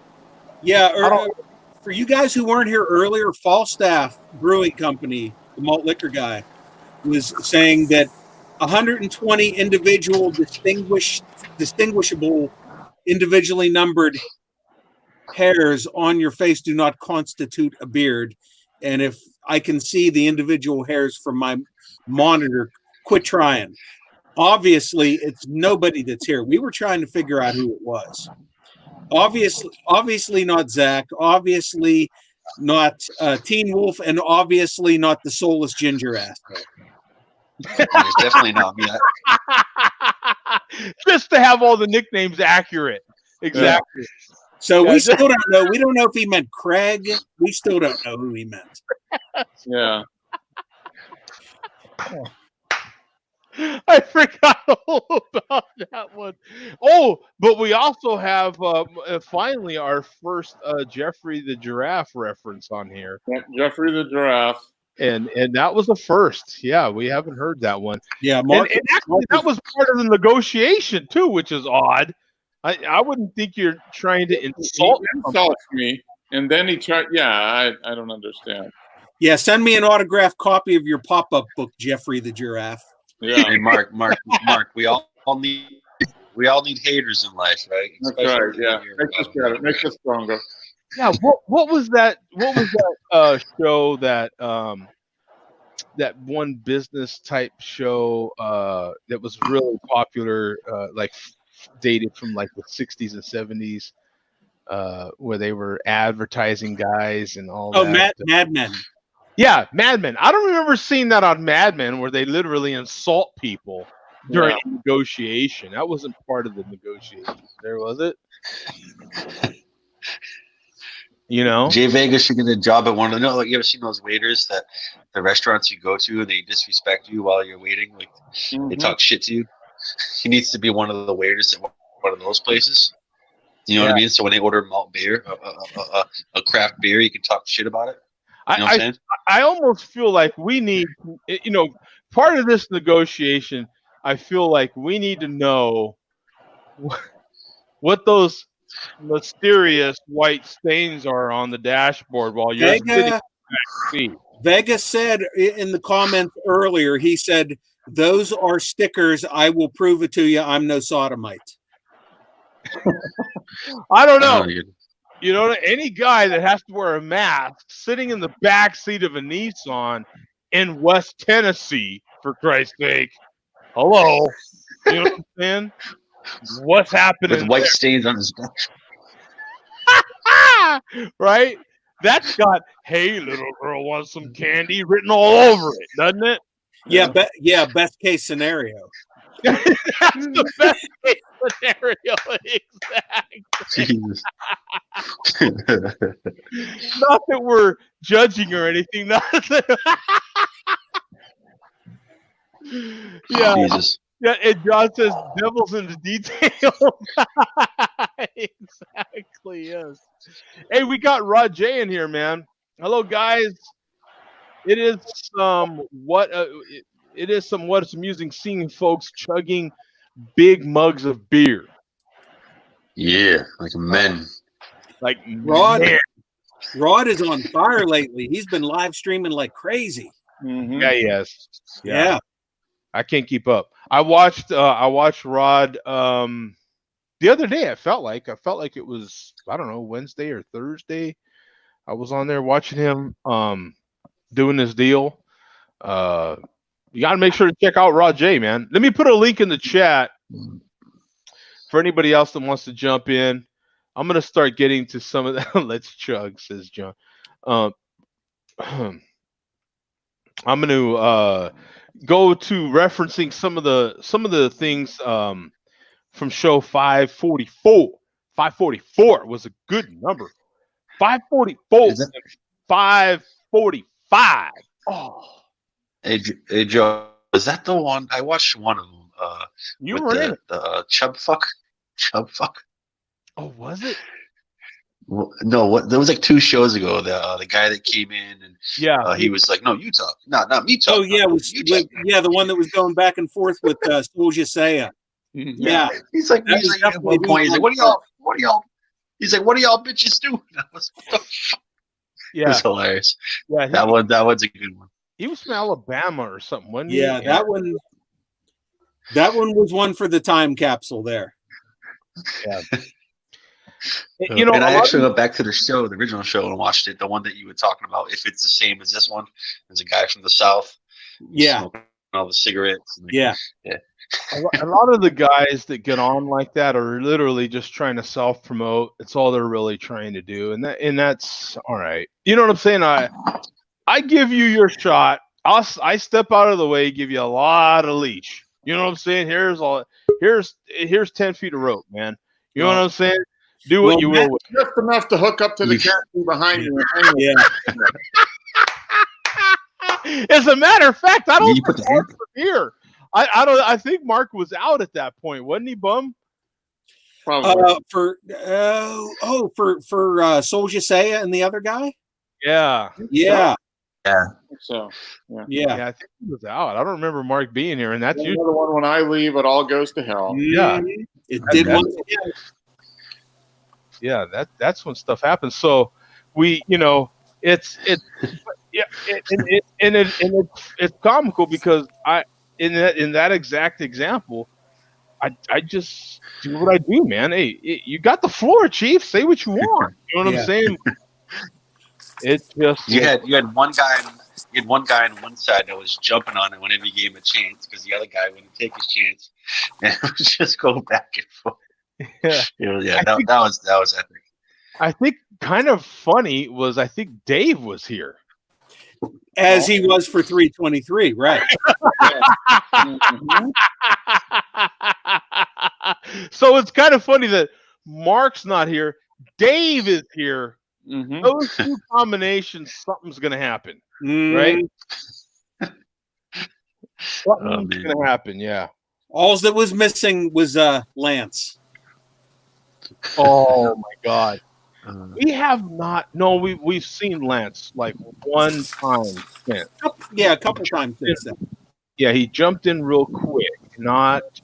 But we haven't seen Lance in quarantine. I'm kind of wondering how he's doing. I checked his channel. Maybe a couple months ago. He had only done one video over the last few months. So. So I'm going to now. I'm going to go to the show 544, and we've got we're gonna start referencing this show now and going back to see what some of our opinions were back then and how we felt about stuff, and we're gonna start out right away. We've got from 426 to 4026 to 4048. Two key characters of the show here. What his feelings are? They're currently in conference, checking it out. What do you guys say? Oh Jesus! We're thinking about it. The official Share Beer Cats. I love when they back. Their eyes are just. So you can see there the official Share Beer Cats. AJ and Crusher were really letting know how they felt about the whole virus and how things were going down. Yeah. How are they now, Mark? Would they share the same opinions? Probably. I don't know. Let's see. AJ, because it is 8 weeks later. Look at him. He's yawning. Whatever. We see the pillow. Yeah. He's yawning. Yeah. He doesn't really give a shit right now. Yeah. 8 weeks later. What do you think about this whole virus thing, huh? Yeah. It's like, dude, what quarantine? This is my life. This is my life, fool. What do you think? I've been in this place for 3 years. It's like prison for them. Yeah, what are you talking about, man? Welcome to my life. Yeah. Welcome to my life. Day. All day, every day.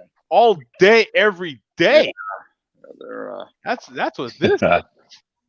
You fools are just coming to my world. Yeah, that's what's happening. He's like, dude, leave the house already. Right? Yeah, exactly. I need to lick stuff. You know what I'm saying? I can't lick stuff. I can lick my ass. Yeah. You know? And take that camera off me. Yeah. Exactly. What are you guys doing? Shitting porn? Yeah. Don't you have regular porn? You got to watch me. What's So here we go. Here's Tom, man. We've got some comments from Tom here and what he thought at the time. Tom, let me get your opinion. Oh, man. What would you have to say about the whole coronavirus? Whether it be just what is your first thing that comes to mind when you're thinking coronavirus? What are you most concerned about? What is forefront on your mind? What comes to mind is that this country is not. I don't think we're really ready for it.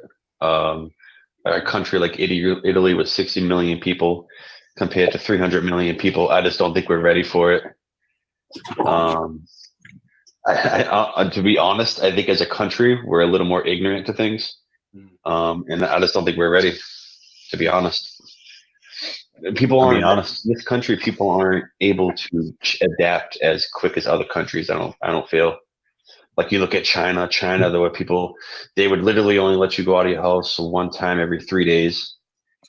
In Italy, the whole country's on lockdown. They literally don't. If you go to church, you have to be like 10 feet away from the other person. I don't think this country we would be able to do that. We got people fighting at Walmart for Germex. Like, what's going on here? Like, well, you know what I mean? Like, I just don't think we're ready. I don't think we're ready. So that was the gist of what Tom's comment was. What would you say today, Tom? Honestly, I think the same. To be honest, I don't know. I don't know. It's so much news here and there. We're getting pulled in so many different directions, and it's just like, what's real, what's not real, and then. I don't even know anymore, to be honest. I'm just frustrated. I would like everything to go back to normal, if that makes sense. At least somewhat normal. I don't know. I don't know. I would just like everyone to be safe and think before they do something. Do you know what I mean? Yeah. I don't know what to say, to be honest. Yeah, I mean, it's scary when you don't know, right? Like it's scary not knowing what's going to happen next, or how long we gonna be in lockdown. We got businesses going out of business. We have people that can't pay their rent. We got people that can't afford anything. We got people that are still waiting on their stimulus checks that haven't even gotten them yet because they're getting them by paper, and it's scary. It's scary. I just think our government. There's so much that they're doing, but they're not doing, which is small business wise. If you've noticed if you've heard, a lot of these people like Shake Shack were taking from the small business loan. Los Angeles Lakers were taking from the small business loans. Those are just a couple of companies. There's a lot of companies that should be getting funding that aren't getting funding from the banks. And I don't know. It's just there's a lot going on. There's a lot. Yeah, there definitely is. I feel for a lot of companies that just can't make it. You know what I mean? And at the same time, there's a lot of companies adapting, not realizing that they do have as many people that want to buy their product, going by storefront, buying things. You have people delivering things. You know what I mean? Vice versa. I honestly think our country is going to come out stronger from this. The people that do surpass all of this, everyone that can toughen it out and work it out will find other ways to make revenue, different alleys of revenue that they can also add on top of what they've already been doing, and hopefully expand from there. Yeah, that's good, man. Thank you. Also, we've got any opinion, Bum? Some remarks from Bum. Well, just adding on to what Tom said, it's just, I think we're just going to see a more extreme version of the ridiculous behavior that we already see from people in this country, like the Walmart fighting, which you normally only see on Black Friday. Now we're going to see it do something like this and taken to the next level of ridiculous behavior. And I'm not making the comment one way or the other on whether we're overreacting or whether we underreacted, or I'm not going to get into all that. But I don't know. When this is all over, and it will end eventually, I don't know. Maybe if you err on the side of caution, there's no harm done other than a lot of inconvenience to people. But if you are too, complacent about it, could be dangerous to people. So best to err on the side of caution, I guess. I get it. So what do you say now, Bum? What do you think? Well, I was dead wrong on people's behavior, just watching myself say that, because for the most part, I mean, through the worst of it, people behaved we behaved pretty well, didn't we? I think most people followed orders. Yeah. I was actually very proud of the way everybody in the country. Would you have ever thought there would be a time where it would be a thing where it was like in some places law where you had to wear a mask in public? Would you, like a year No. ago, Not at that time. No. would you have ever thought that almost everybody would just obey it? Yeah. Not You would have thought that there would be people rioting in the streets. Screw you, we're not wearing them. Everybody pretty much did what they were supposed to do, and they're still doing what they're supposed to do. Still doing As far as what I said about erring on the side of caution, the only thing that sucks is like what Tom was talking about before. Is it just sucks what's going to happen to all these small businesses. Yeah. People as individuals will and have survived, but the ones that own the businesses, that's going to suck for them. But I was dead wrong. I thought people were going to be idiots with this. And for the most part, in my opinion, people did pretty good for this country and for as many maniacs as there are in this country. Yeah. Now, next I've got Mark. He's got kind of a couple minutes here too, so we'll have to be. The giraffe speaks. The giraffe. Once Jeffrey gets going, that's it, man. You can't stop Jeffrey. That's it. You can't stop the Jeffrey. My name's Dave. Yeah. Yeah. Once Mark gets going, it took sometimes it takes a couple of minutes for you to get the thought process going, and then once you get going, Testing. I do agree with Tom a little bit. We, as a country, we weren't prepared, and I think just people in general just aren't prepared for this kind of thing because we're so used to just going wherever we want to go and doing whatever we want to do whenever we want to do it. So any restriction on that just freaks everybody out. So, right, and that's the price of freedom. Yeah, and like China, it was easy for them to kind of go in compliance because they're a dictatorship basically. So if you don't do it, you get shot. We're not doing that here. That's so, true. Yeah. Right? Yeah. It makes it a little easier. But we're doing a lot of stuff to try to limit the spread, which I think is good. But there's going to be a pretty big economic fallout as a result of this. I mean, you think all the stuff that's been which might be good. I mean, it might be necessary, but we're going to be feeling the effects of this for. I'm not going to, not for years, but for the virus may go away in a couple months, but we're still going to be feeling the effects of it economically for months after that. So it's just it's one of those things, and we're in a world where if something happens in one corner of the world, it can be in the other corner of the world overnight.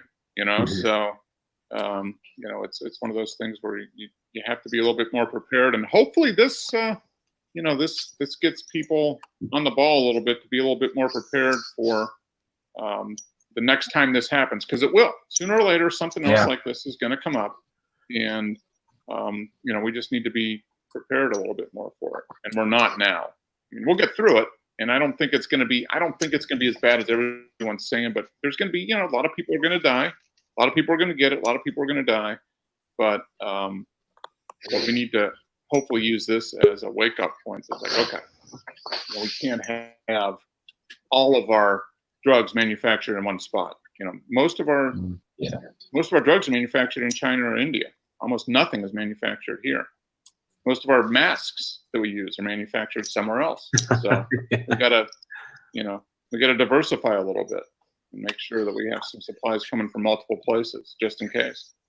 So that was the gist of Mark's comments there. How do you feel now, Mark? Do you feel pretty similar? Yeah, I do. I mean, I think people have generally behaved pretty good the last month and a half, 6 weeks or whatever. the economic impact, I think, might be maybe a little more than what I was saying back then. I think it's going to kind of reverberate for another year or two. Mhm. There's going to be a lot of, unfortunately, I think there's just a lot of small businesses that just aren't going to make it. No, Just really due to not. the fact that they weren't able to get, the money that was rolled out for the loans. They didn't do enough of it. They didn't put enough restrictions on it for bigger companies, and of course the ones that got, all those big companies that got it, they got it because they had a relationship with their bank, that the bank knew exactly who they were. They do a lot of money, so there was just basically point and click, and they got the money. All the small businesses, the ones that maybe were self-funded, they started their business with their own savings or whatever, and they never really have gone to a bank. They're the ones that needed it the most, and they're the ones that are having the most trouble getting it. So I think it's going to have a little bit more of an impact on that than I thought, 8 weeks ago. The other thing is, I think we are learning some things. We're learning that we were behind the ball. I mean, not just as a country, but as the world, we were behind the ball on things. Hopefully, we don't forget about it, because something like this is going to happen again. I mean, we can't stop viruses from doing what they do. So on the encouraging end, I think we're going to have a vaccine faster than I thought. It looks like there might be a workable vaccine in the next 6 months, which would help things a lot. And the testing has gotten at least it's getting better, but we're still way behind. Yeah. Yeah, we should be testing 8 to 10 times more than we're testing now. It's getting better, but we're still way behind on that, and that's the part that's kind of scary, with all these states wanting to open up, and you can't blame governors and communities for wanting to start business again, because you just can't shut down the economy for 6 months. But if you don't have the testing, then it's really hard to track. Well, if something's going up, what's it from? We're just going to be kind of flying blind for the next 6 months or so, I think. And thanks, man. hopefully we don't overwhelm the system again. I don't think we will, because here in Georgia, we were one of the first states to open up again. Yep. And even though restaurants can technically be open, a lot of them still aren't open because they just don't feel comfortable, or the customers don't feel comfortable doing that. So I mean, it's kind of self-regulating a little bit. So Yeah. Now next up, I got Zach, and now there was a bad echo with Zach. Now at this show, we streamed it March 14th.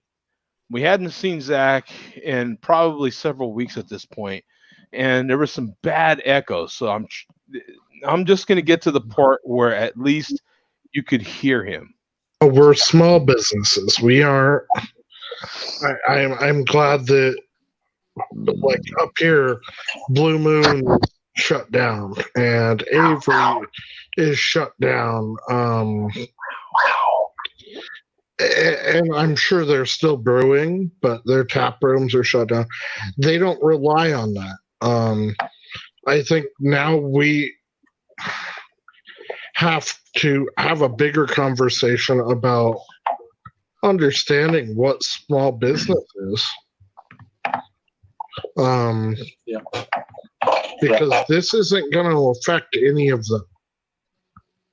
the places that have enough money to make sure everybody's taken care of and can kind of do whatever they want. They're fine. Mm-hmm. When this is your livelihood and every single day of the week matters, it's totally different. And I'm appreciative of the ideas of these quarantines, but people need to realize it's okay to still go out and support your local business. And we have toilet paper, so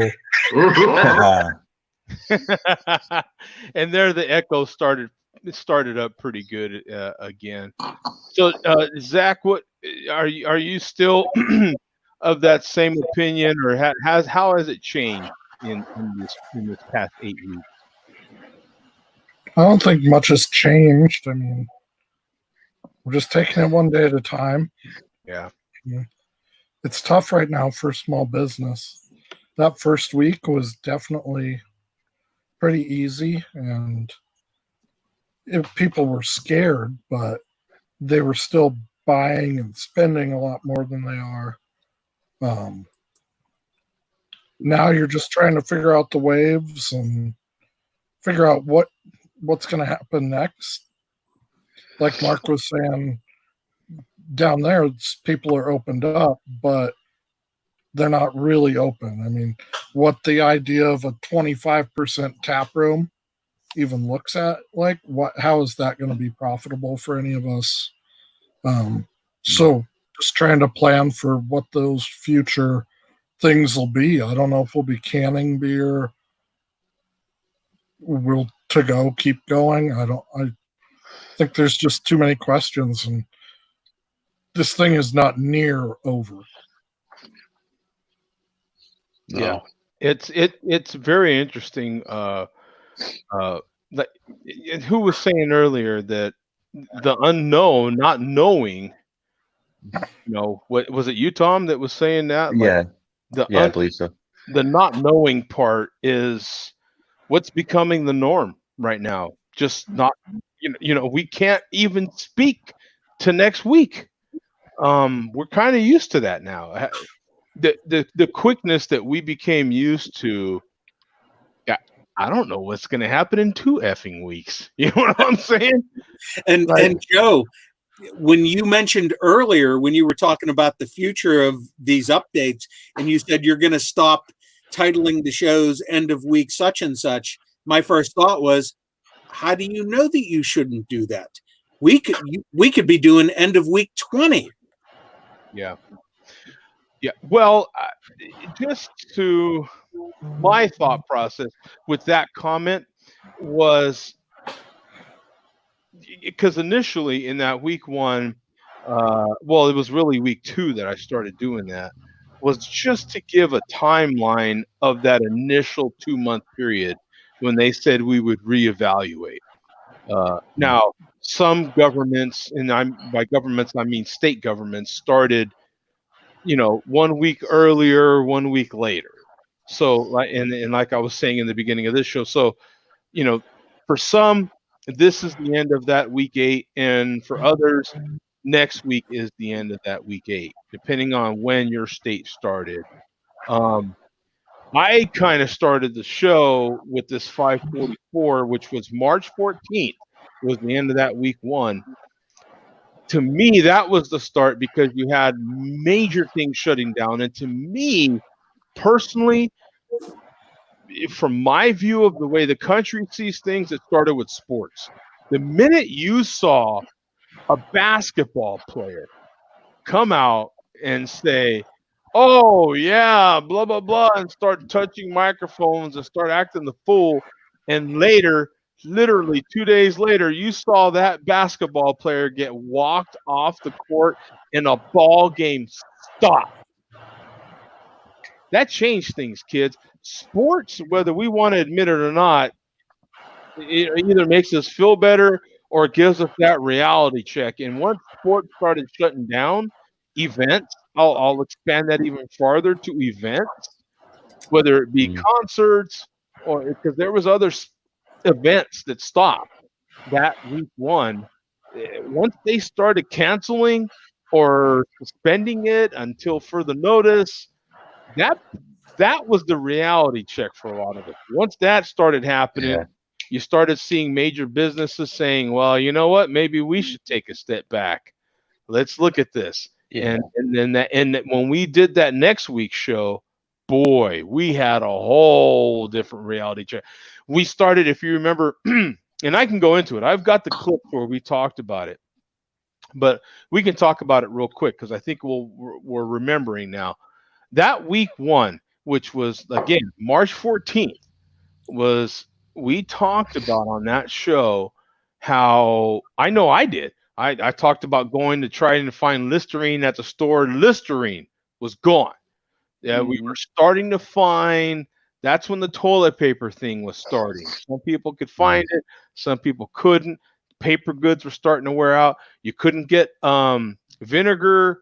Other sorts of cleaning supplies were starting to run out. I talked about I couldn't find. I happened to need that week. I happened to need new dish towels.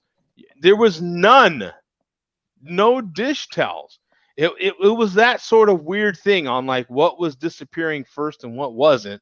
A creamer, for some damn reason, creamer was gone. Like seriously, creamer? It was weird, the products that were disappearing first.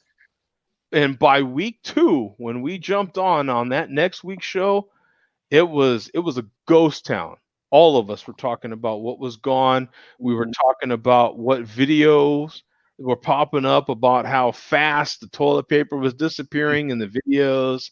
Um, it was very interesting, man. Well, you had no idea this was going to go week after week after week 1. If I recall, Joe, that week 1 was named Safe Zone, figuring it's just going to be a 1 or 2 week thing. Yeah. Then you started numbering. Yeah, we had no idea. And then by that second week, we realized because a lot of our local governors were saying we're going to reevaluate this thing come May. And I remember talking with you guys, and I expressed my opinion right away. I'm like, I don't see how you put this genie back in the bottle. Once you let this genie out of the bottle, and I still have this opinion, this is the new normal. Like, welcome to it. Say hello, kiss it. Hey, how you doing, baby? Because this is it, right? Like, this is the new normal. Like, welcome, right? They've Because been doing this shit in China for years. right, China's like, oh, welcome. We've been here waiting on you. Like AJ and Crusher, they're like, hello, duh. Welcome to our normal. Like, this is it. You know, I mean, we're gonna there, and there's a certain part there's certain parts of certain people's personality already, like Tom's generation and younger, that were already kind of social distancing because they're on their phone all the time, and already things kind of just myself kind of creeped me out that didn't used to creep me out 6-7 years ago, things that were kind of like ugh, but you never really quite said anything. Now you're like, yo, what are you? Come on, man, what are you doing? Like, did you just sneeze? Right? How many? It's so awkward. When you're outside and you feel like coughing. How many people seriously try to hold that in now? I mean, you don't want to be. It's such an awkward thing. Like, yeah, like you're saying, like you find yourself wanting to sneeze or cough, and you do find yourself holding it back, or seeing someone else sneeze or cough when they even have their mask on. Yeah, it's weird. It's weird. People used to sneeze everywhere. Well, I've never. Now we've had, for those that don't know, I am a delivery driver. I am a truck driver. I drive truck and deliver stuff in the local greater Phoenix metro area. So we've had businesses donate stuff to us as truck drivers, which is very, very, very helpful. Hand sanitizer has been a major one. I've never paid so much damn attention to hand sanitizer in my life. I mean, I can tell you just by looking at them now, the different types of hand sanitizer and which one I kind of like better than the other. I didn't give a flying rip about that stuff before. It was like, oh yeah, some hand sanitizer, whatever. You know what I'm saying? Now I'm like, oh yeah, I don't do that one. That one sucks. I like this one. You know what I'm saying? Like, it's crazy. Certain things are just becoming normal now, man. And how do you put that back in the bottle? You just don't. There's these things that Mark knows about statistics. He's a numbers guy. There's certain things that just can't be measured in that sort of way, and that's what I was talking about before. You just can't put certain things. they're talking about having sporting events now, and they're probably going to get some of these things done. I currently, literally just yesterday, paid for my season tickets very reluctantly for football. You guys know I'm a season ticket holder.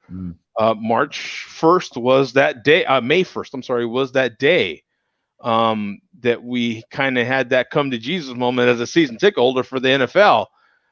If they're not going to have fans, like, and how do you? I can't picture myself going to a game right now. How's that going to get done? Hey Joe, were they cheaper than usual, or how do you feel the price wise was? What do you full freight? About the same. Full freight, not about the same. Full freight. Oh man. The NFL got to pay up. It's the NFL, baby. Yeah. F you, pay me. And the thing of it is like with Ticketmaster. Well, Mark buys tickets too. He has season tickets to different events. A lot of people were having a tough time with Ticketmaster, specifically trying to get a refund on events that were canceled. And I think Ticketmaster just finally, 8 weeks later, has just changed their tone on trying to get people their money back. Yeah. The one good thing is that this year, the NFL, and this was prior to all this stuff happening, switched from Ticketmaster to SeatGeek. I think the Cardinals did, and I'm pretty sure it's the whole NFL in general. They don't just do these things with one team. So SeatGeek was in charge of the tickets this year. So hopefully, if there's some cancellations, things are different. But I still can't picture. I'm not as hypersensitive to it. My area in Phoenix isn't. It never really was as locked down as some of the other guys, some of your guys' areas. So even Georgia opening up is probably still catching up to where we were already locked down to, supposedly. But it's. I still can't. I've only wore a mask this whole time 3 times. The times when I'm forced to, literally when I go to Walmart, that's 2 of them. And then I went to another place recently that forced me to wear a mask for a delivery. But other than that, I have not worn anything. I've not worn gloves, mask, or anything. I'm out there every day, all day, 12, 14 hours a day. I'm not like locked up in the house just watching the news, stressed out about it. You know what I'm saying? I'm kind of out there every day, so I have a different opinion, a different feeling about it. Hey Joe, I appreciate your service because you guys make the world go round. Because truck drivers are out there every day busting their ass. You know what I mean? Bringing product everywhere. If there were no truck drivers, there wouldn't be anything, right? Yeah, literally nothing. Yeah, absolutely nothing. Yeah, absolutely. That's the absolute reality. I was thanked what I felt was very sincerely a couple times this past week. By some people that were like, "Holy crap!" There was 2 people that I delivered to this past week that were like shocked at what at what you could do with a truck. They were like, I didn't know trucks could do that. He was like, "Can all trucks do that?" This one guy asked me. He was probably in his late 30s, or early 30s. Not really. not to shoot my own horn, but no, they can't.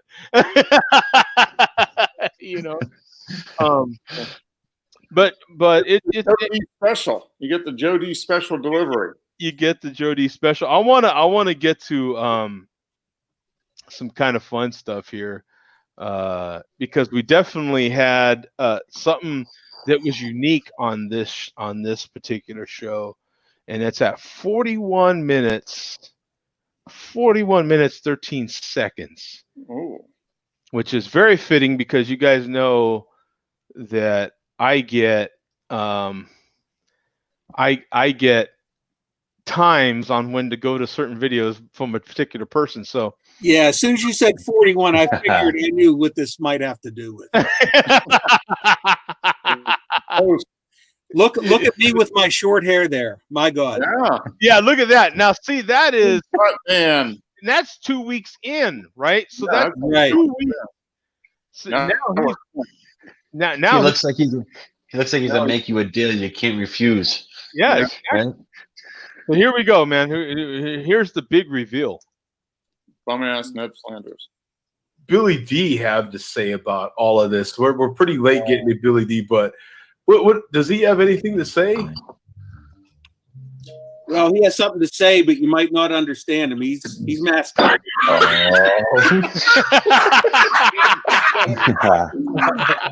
Billy D with his mask on. So that was the reveal of Billy D wearing his mask, man. What say you, Bum? Does Billy D still feel the need to wear a mask, or is he going? No, he hasn't for weeks now because the leadership of our country doesn't feel the need to wear one. That's why, as goes the leadership of the country, so goes malt liquor. So did he actually inject something into his veins? Yeah, yeah. Try and say it, Joe. I know I can't. Vega can say it. Yeah. The president can say it after God knows how many thousands of rehearsals. I still can't say it. What, hydroxychloroquine? Yeah, there you go. Very good. Yeah, I wasn't even gonna try to. I still can't do it. Joe, relating to your sports stuff, did any of you guys watch that? The Mountain break the record this morning for deadlift? No. So Hey, I what know did he you're a deadlift? Game of Thrones guy too, right? I don't even know what you're talking about. Oh, he did it. The guy that big played dude the from Game of Thrones. Yeah, the guy that played the Mountain in Game of Thrones broke the world deadlift record today and deadlifted 1,104 pounds. Oh man! Wow, that's a mountain. I got to recycle. That's a big boy. Wow, dude, that's a ton of weight. That's a lot of weight. Yeah, That guy, he's pretty impressive. That's is he from Iceland? Is that the guy? Is he from Yeah, Iceland? they were in Iceland. You ever see this? You ever see his girlfriend? The size of his girlfriend? She's like a midget compared to him. That's what all of us would look like next to him. I know, but she's like actually small, So what is he? He's She's like like 6'6", like 350 or something. I mean, he's just a big guy. He's like his Yeah, I don't know how forearms and huge. I'll have to watch that. So I'm gonna go mountain deadlift and see what happens. Tom, say the name of that malaria medicine again to see if you can do it. Hydroxychloroquine. I've heard the Bassin say it enough times. It's great. It's like I still can't remember. sketch in my brain. 6'9", 425 pounds. Yeah. Whoa. His name is Hafthor Bjornsson. What a name! Is that his actual name? Hafthor. Hafthor. What that guy. Yeah. So how many malt liquors is 1,104 pounds? Jesus. What is 1,104 pounds divided by 40 ounces? 1,104 pounds divided by 40 ounces is 441.6. He could lift 441.640. That's awesome. Now That's awesome. That's the malt liquor there. Look at that. 440. We'll just round up to 442 malt cold 45s. There we go. Here we go. I've got a great comment from Bum. I don't mean to pick on Bum, but it was a great comment. Pick away. So it was a great comment about what Bum stocks up on, what he actually hoards. What do you say, Bum? What have you taken any precautions? Any sort of stocked up on anything? Any extra? No, I haven't needed to. I always am stocked up on extra toilet paper. He's always ready for, right? He's always ready for his shitty time. Yeah. It's like the whole world's going to shit, and I've got enough. Exactly. So has that status changed at all, Bum? Is that? It was not until this past Monday that I actually found my brand of toilet paper for sale. Again, I was just digging into my reserves. I always have an 18 pack in reserve. Which was that 18 pack, right? Yeah. Yeah. Have you I just finished off my normal stock, and I made my first trip to Walmart, which I've told you usually coincides with my haircuts. But I made a non-haircut trip to Walmart, and they had my brand of toilet paper, Angel Soft, Angel Soft, okay. and they had it for sale there. Not that many, and that was the first time in probably maybe about 15, 16, 20 trips to various supermarkets that anybody had any toilet paper. That's funny. So yeah, since between what you just showed and this past Monday, I was not able to purchase any toilet paper. Yeah, we haven't bought any since then either, and we've got like 10 rolls left, so we're good for another few weeks. But yeah, I mean, I was in Costco on Thursday, and all they had was Kleenex. They had no paper towels, and they still had no toilet paper. So it's I don't know if you haven't stocked up. I mean, if you don't got it, I don't know. You must be using like a wet rag or something that you're washing out, or a corn cob. Corn cob. Yeah. Yeah, the corn cob, exactly. Rope, hemp rope. Yeah, hemp rope. Or that stogie. Like yeah, exactly. We don't quite know what's on that stogie exactly. So let me get to. So now we're into Share a Beer Show 545, which is a great number. Coach started out. I'll just play it through Coach's comment. He had a great comment here. Oh boy. Hey, how you guys doing, man? It's Joe D, and welcome to Share a Beer Show 545. This is the number, baby. Other than 555, 555 is going to be the show. 545 is a great number. Why, kids? Why, Coach? Why is 545 such a great number? Because it's the number of pieces of toilet paper everyone has at their house. How many rolls?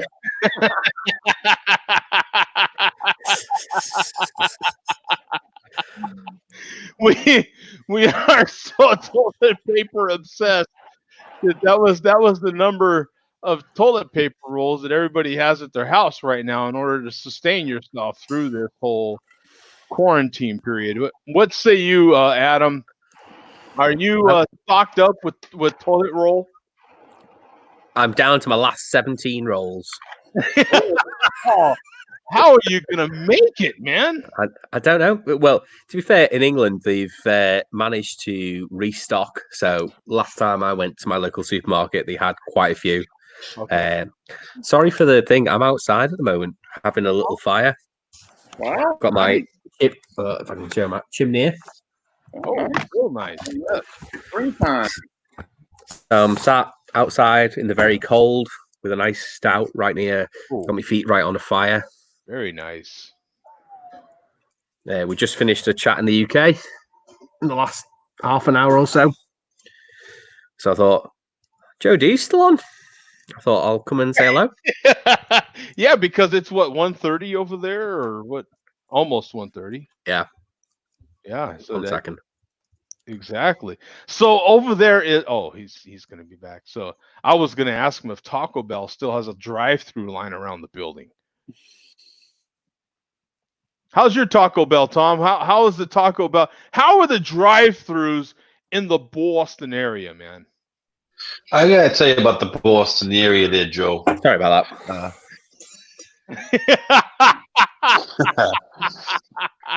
Honestly, you got the everyone. They're all taking precaution. You all got their masks on. You got the Burger King, the Wendy's, the McDonald's. They have their gloves on and everything. I haven't been through a Taco Bell lately.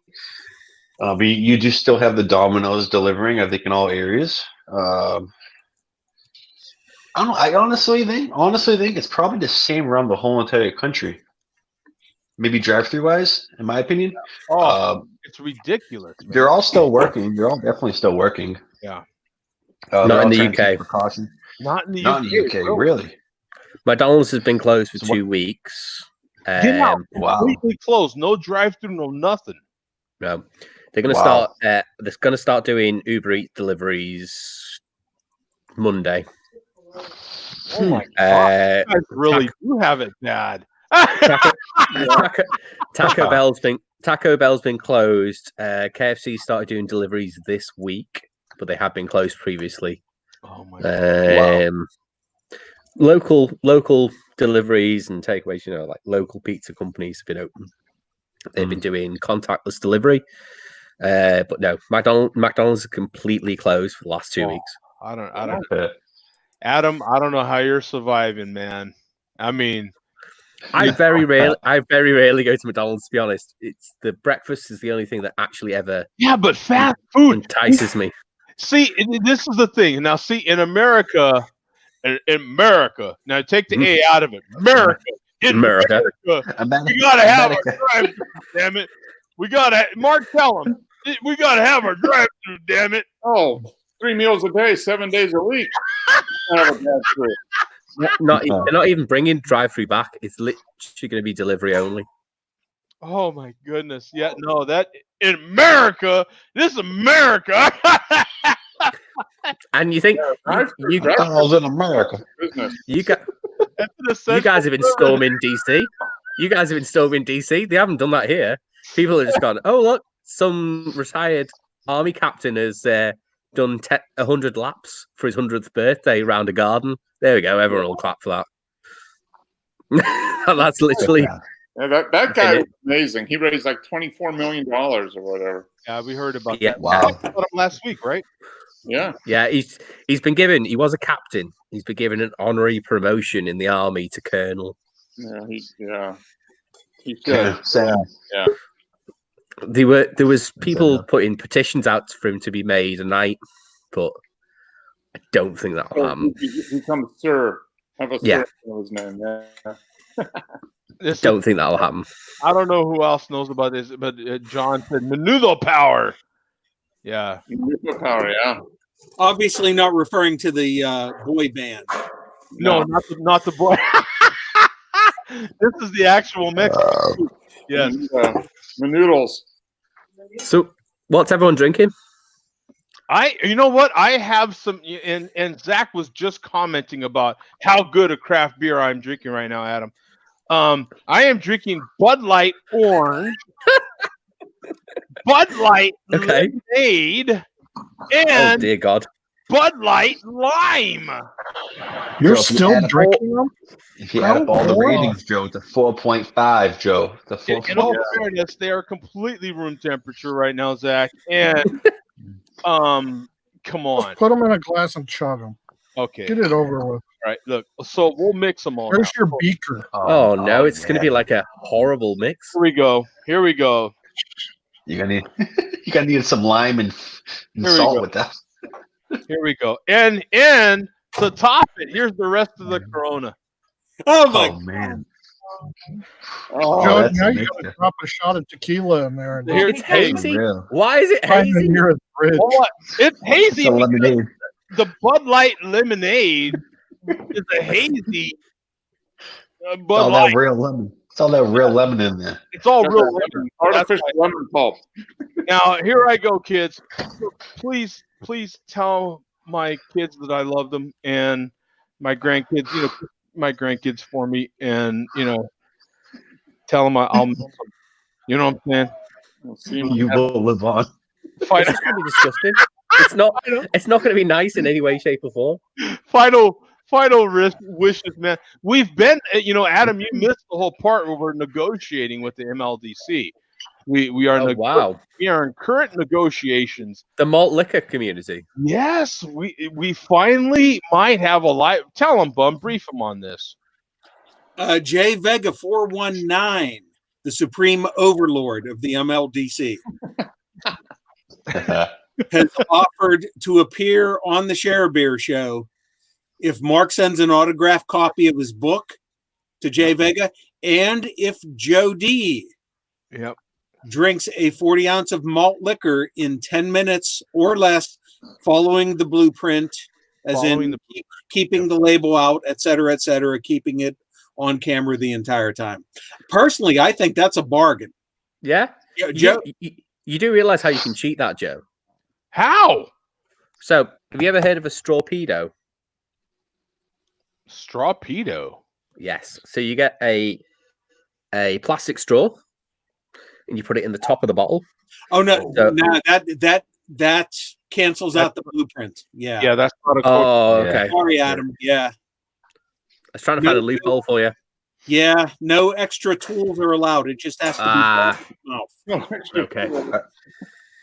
And Are have there you any heard about 22 ounces that he can drink? Any 22 ounces? Like cans? Any cans? if it specifically says 40, he's knackered. No, he said 40, Tom. Oh, damn. How about How about during a whole show? That's enough, right? Come on. So, I don't is want the anyone? poor guy. I don't want the poor guy to And chug you know it. what? The lemon, so far, the lemon is so strong that it's Overpowering. it's dominating everything. Has anyone said about the UK version of the malt liquor? What's happening there? There hasn't been too much lately. Huffy is not active lately, and the other guys, Machiavelli and those other guys. Machiavelli has been very active. There is a vacuum of power. Oh, and they're all fighting. They're all fighting to be the UK chairman of the drink. Well, that seems to be an ongoing thing, but none of those guys actually drink malt liquor. Huffy's the only. You can't get malt liquor in the UK. Right. You can. He does. How does Huffy get it? Because dear God, this guy. You can get non-alcoholic malt liquor. That's about it. No. Huffy drinks American malt liquor. I think he said you must get it imported. Yeah. He has some kind of connection. I think he said he gets it from some website that gets it from some place that ships it into a U.S. Air Force base in Germany, and then from there he gets it. Wow. He must be in the forces then for that to happen. Yeah, he is. Huffy is, I would say, in his 40s. He must be getting it on not on the level through a contact to the Air Force. Well, I'm not going to say that. Who knows? According to Huffy, he gets it from his dozens and dozens of American bitches that he's screwing. No. So generally, but there is a general UK drinkers group that drink, and there is a vacuum of power currently because they're currently fighting out who is going to be the UK chairman. Oh my God! And it hasn't been settled. And there is. I think it should be your current prime minister because he survived the virus. Plus, he just had a kid, didn't he? He did. Have you ever seen him pour a pint? No. He can't pour it well. If you look at Boris Johnson trying to pour a cask pump, he pours over half foam. It's terrible. Well, they didn't have him doing that when he was in intensive care, did they? No, it was prior to that. Casks are hard to pour, though. That's like warm beer. It's not really warm. gonna know how to pour. It's cask cellar beer? temperature. Cellar temperature. Yeah, but cellar temperature is what 40. I don't know, but 40 some degrees. It should be between 6 and 14 Celsius. I don't know what that is. Much warmer than a poured beer out of a tap, though. Between 57 60 degrees and 42 Fahrenheit. Yeah, 40 is really cold. Yeah, it's not warm, but it's lukewarm. But yeah, he still had the best hair. He's got fantastic hair. I will give him that. Someone's been cutting it. He came out of the hospital with the same hair he went into. So nobody's been cutting my hair. Yeah. With no, my take off your hat. No. With my ancestry, I've got Jewish and Welsh Protestant, so it's going to be completely bonkers. It's going to be all over the show. It's either going to be an afro or It's going to be cavalier hair, so it'll be curling down. It's going to be I've terrible. been- Which I've are been the options the are? current quarantine hairstyle for a long time already. Oh man, You've got it easy, Joe. Quarantine here for 20 years. Yeah. This is my 5-star. Me and the Share Beer Show have been made for quarantining for ages already. Hey Joe, are you kind of glad that you don't have to make a decision on your hair though? Like I have no hair, so I don't have to wake up and take care of it. I can get up, boom, boom, boom. No. You don't have to waste any time, but No, I just don't know. You're completely mistaken, man. You know, some days I have to like shave on Saturdays, and some You shop on I Amazon. shave on Sundays. So these are rough. And every once in a while, I'll push it to like Monday morning before I go to work. Like it is really. I'm obviously in pushing it to Sunday mode right now. Obviously, you can Pretty obvious. I see the shadow. Yeah, you can tell. I am obvious pushing it to Saturday mode right now. Yeah, exactly. Yeah, but you know what, man? This was another great show. Sorry, Pat, I couldn't get you in here, man. We have 6 in here right now, so it's man. I wish why haven't they raised this limit by now, man? Everyone up to 6. Is Pat trying to jump in? I can jump out if Pat's trying to get in. If you want to continue, Joe. Yeah, he's trying to jump in. He wants to show us this beer he's got. Oh no, that's fine. I have to go to work in the morning. I'm blessed to still be able to go to work. Hey, do you want to do a unveil on the current hat here, or you want to save that for? I'll just say that it was nice seeing you guys once again this week. I will talk to you guys again next week. This guy. It's kind of like the chairman, when he starts pulling off his mask when he ends his video. Yeah, exactly. Hey, Pat, we got you in here finally, brother. So what beer you got?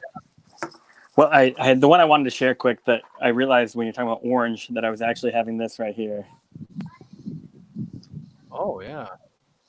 I already finished it though, so I can't show you what it looks like. But I posted a picture on Instagram, or I'm sorry, on Untapped. But it's basically, it's like fruit juice. It's hardly even anything but that.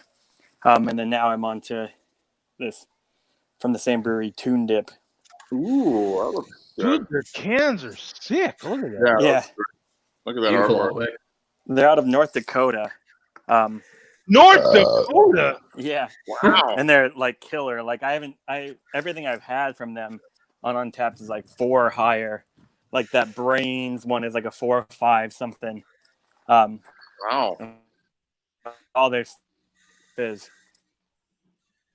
And it's really fast here. Those couple that we talked about, get them. But I think they're like, by the end of the day, they'll get like, 20 cases. And by the end of the day, they're all gone kind of thing. Wow. North effing Dakota? Man, that poor guy we had on for years out of North Dakota, he would have just loved to have stuff like that. Yeah. Me. That guy would fly around I think little self one-person plane deal. I think they must be pretty new, but they're like I said. Now that I had a couple of them, and since then I kind of watch, and like whenever they come out, I kind of go and grab at least one of everything.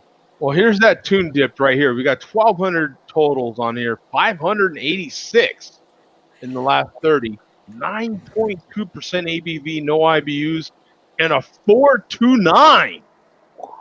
And I personally takes our piddly 3/8 and puts him out there, man. I personally appreciate the Roger Rabbit reference too with the name. Yep. Yeah. Yep. Look at that. Now that is almost as hazy as my Bud Light lemonade. Not quite. Almost, but not quite. Yeah. Almost. Just saying. Bud Light was repping hard with the crap.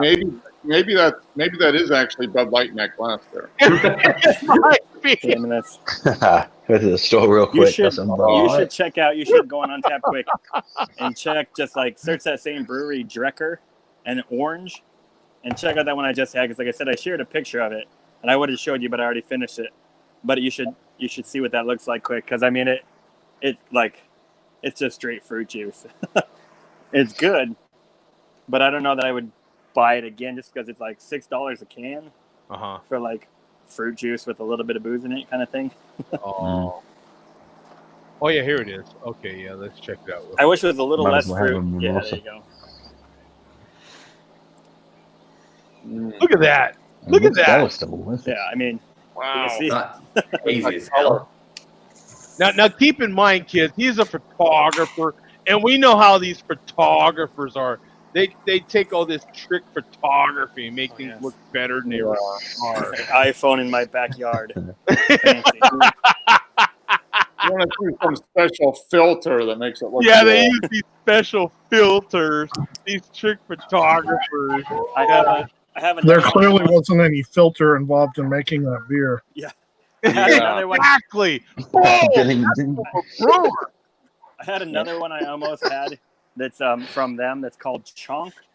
It's like a series. You got it. Wait, and- let's just talk about the name. Chonk. Chonk. Tom, how does that make you feel? Chonk. And it's about like Chonk. apparently it's a fat cat. Like all of them have this fat cat on it with like a I didn't let that- pentagram. It's like a Love satanic the name. I cat. could just say that over and over and over again. Chonk. Chonk. Like, you know what? If you're, Tom, if your nickname was Chunk, come on, you got to be the man, right? You're the I man. don't know, man. Hey, Chunk. What up, Chunk? That's Oh, really close.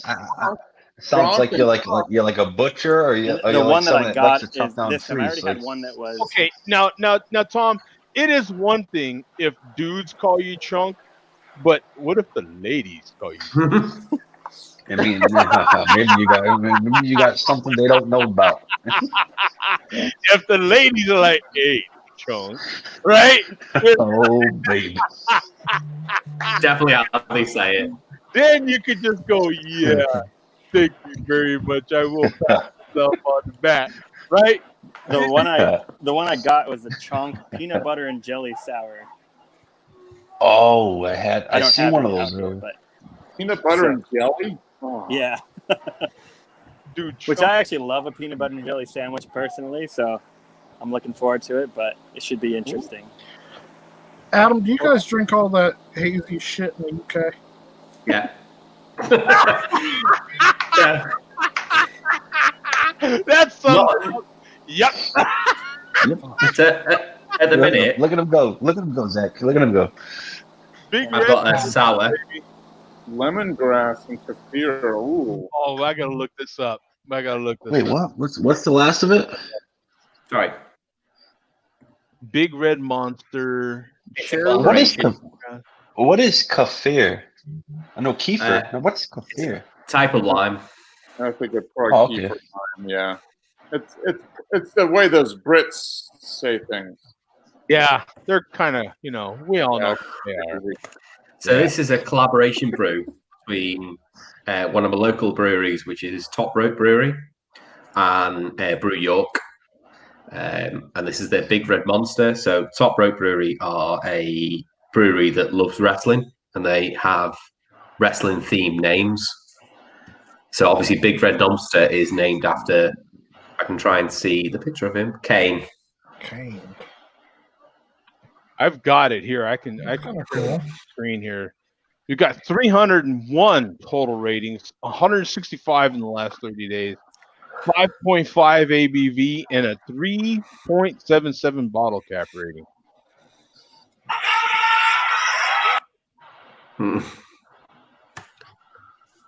It's a sour fruited beer. Yeah, it's cherry and lemongrass and lime. Look how cool this glass is. That's badass. Oh, That looks like a ram's horn. Yeah, that's a mead glass. That's kind of wow. Where are you That's going a- with that afterwards? You know what I'm saying? That's for mead. That looks That's like a Viking. definitely a mead glass. Oh, that's for mead. Okay. Yeah. That's Or something. That's what. Yeah. That looks like a horn or a ram or something like that. Or like yeah, that looks like you something like. you put that in there horn and try ram. to drink it, right? You know what I'm saying? I'm just saying, like, I mean, it's not the ram. You know what I mean? Like, yeah, I don't know. Jack's like, what? That's definitely not a ram. Yeah, no, that's a ram, all right. But hello, you drink enough of this big red monster, and then you get the red monster. You turn into a ram, you know. Yeah, that's what I'm saying. Yeah. Hold on, I have to change my username quick. Hold on. Yeah. Yeah, and and people start calling you Chud. What yeah. Maybe Chunk. Chunk. Oh, I'm gonna head out, guys. I'll see you maybe next week. okay, Zach. Take care, man. Great seeing you, Have Zach. a good one. Have a nice evening. Yeah, you too, man. Yeah, the art on all that stuff I really like. Like I said, that chunk, like the O on it is like a pentagram. Then it basically has like a fat cat, like a drawing of a fat cat with some kind of crazy shit in the back, kind of like the other labels you saw. Dude, So Chunk is the best name ever. I swear to God. Like, you would love that nickname. The only thing better than that would be like Moist Chunk, right? Yeah, they that whole series. I had a. What would they have to do to chunk call that moist was chunk? What would be the strawberry variation guava to call moist is the chunk? other one I Like, had. I don't know. would they add Yeah, I'm all lemongrass? about that chunk lifestyle. They need a Dank Chunk.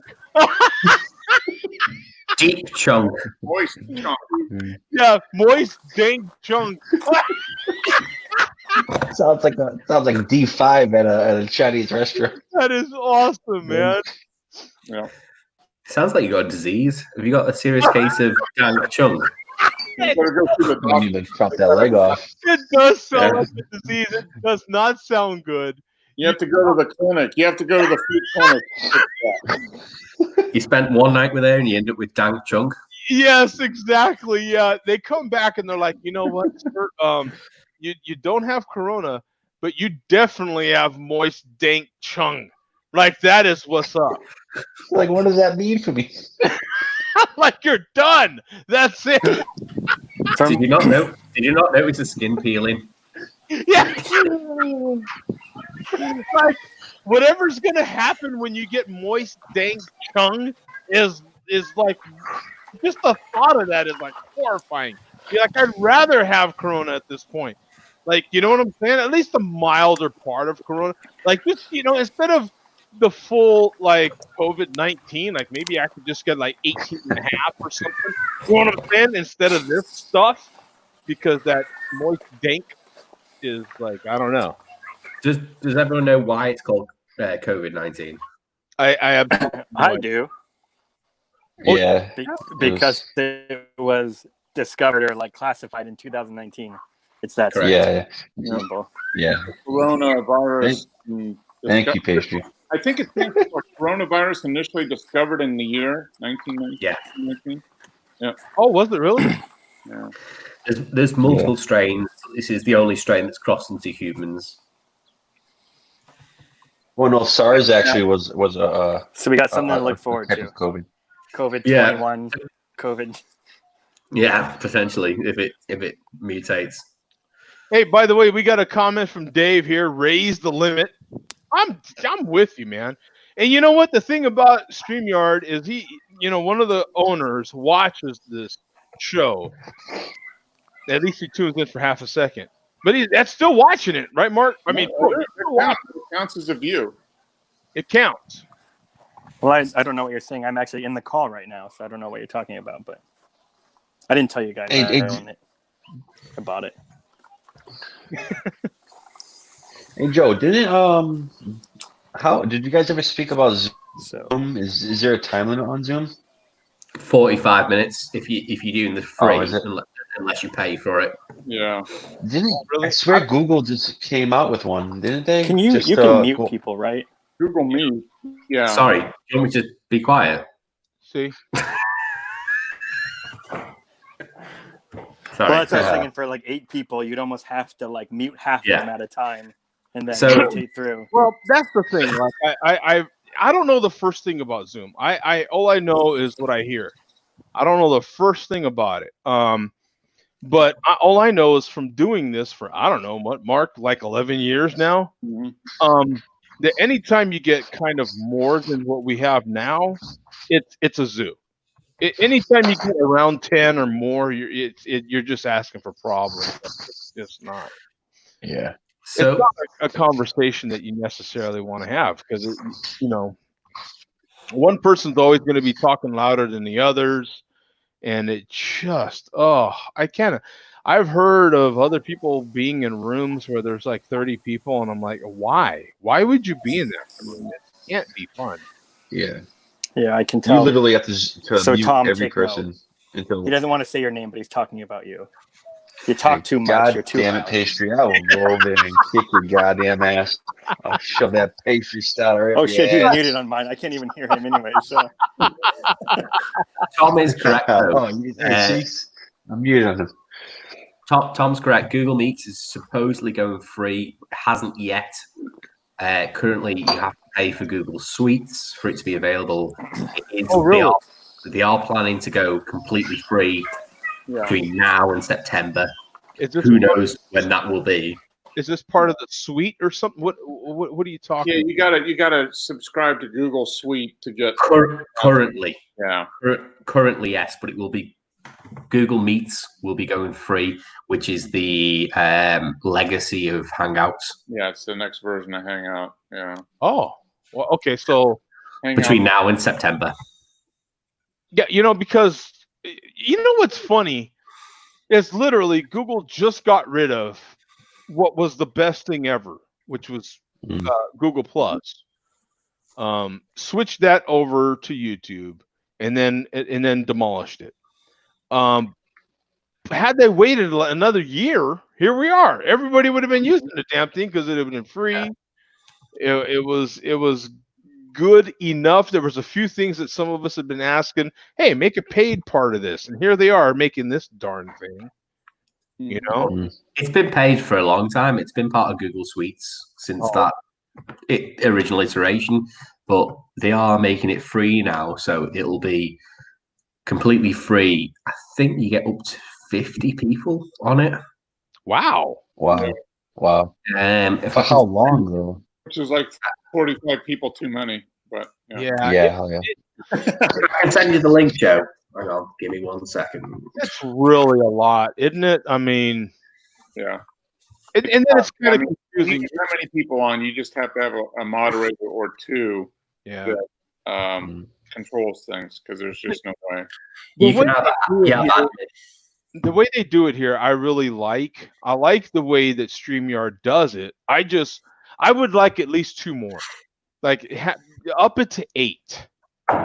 Because we have like a green room, if you will. Mm-hmm. Up it to 8, and I'm good. Yeah. Yeah, they do a good job on this. To be honest, they let you put the comments on the actual on the screen. The only thing I'm not a fan of is I miss being able to click each person and watch them by myself. Mm-hmm. Like I see them talk, I can click instead of like it's cool that you can do it, but like it's nice. Even like when it goes straight to me when I'm talking, I can only see myself. With Google Hangouts, it used to be able to see everybody, which was kind of cool. Mm-hmm. Yeah, but you like it when I do it, there, baby. Yeah, baby. Click my icon, baby. Click my icon. Yeah, just click me, baby. Click. I put the link, Joe, in the private chat. Now Dave says lower the limit.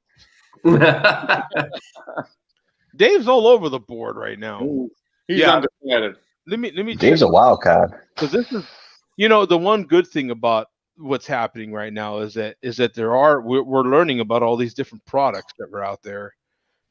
Okay, so here's what they were talking about here. Here's Google Meet Premium Video Meetings, free for everyone.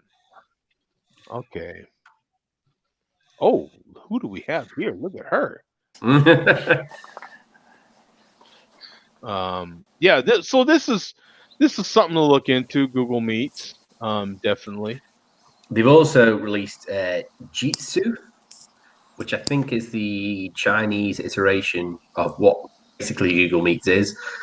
We had a play around of it on the UK craft beer drinkers monthly meeting afterwards today, and it is okay, but everyone has control. So if you were releasing, if you were letting everyone in, they can kick. Good, They can kick the admin out. It's like, whoa, hang on.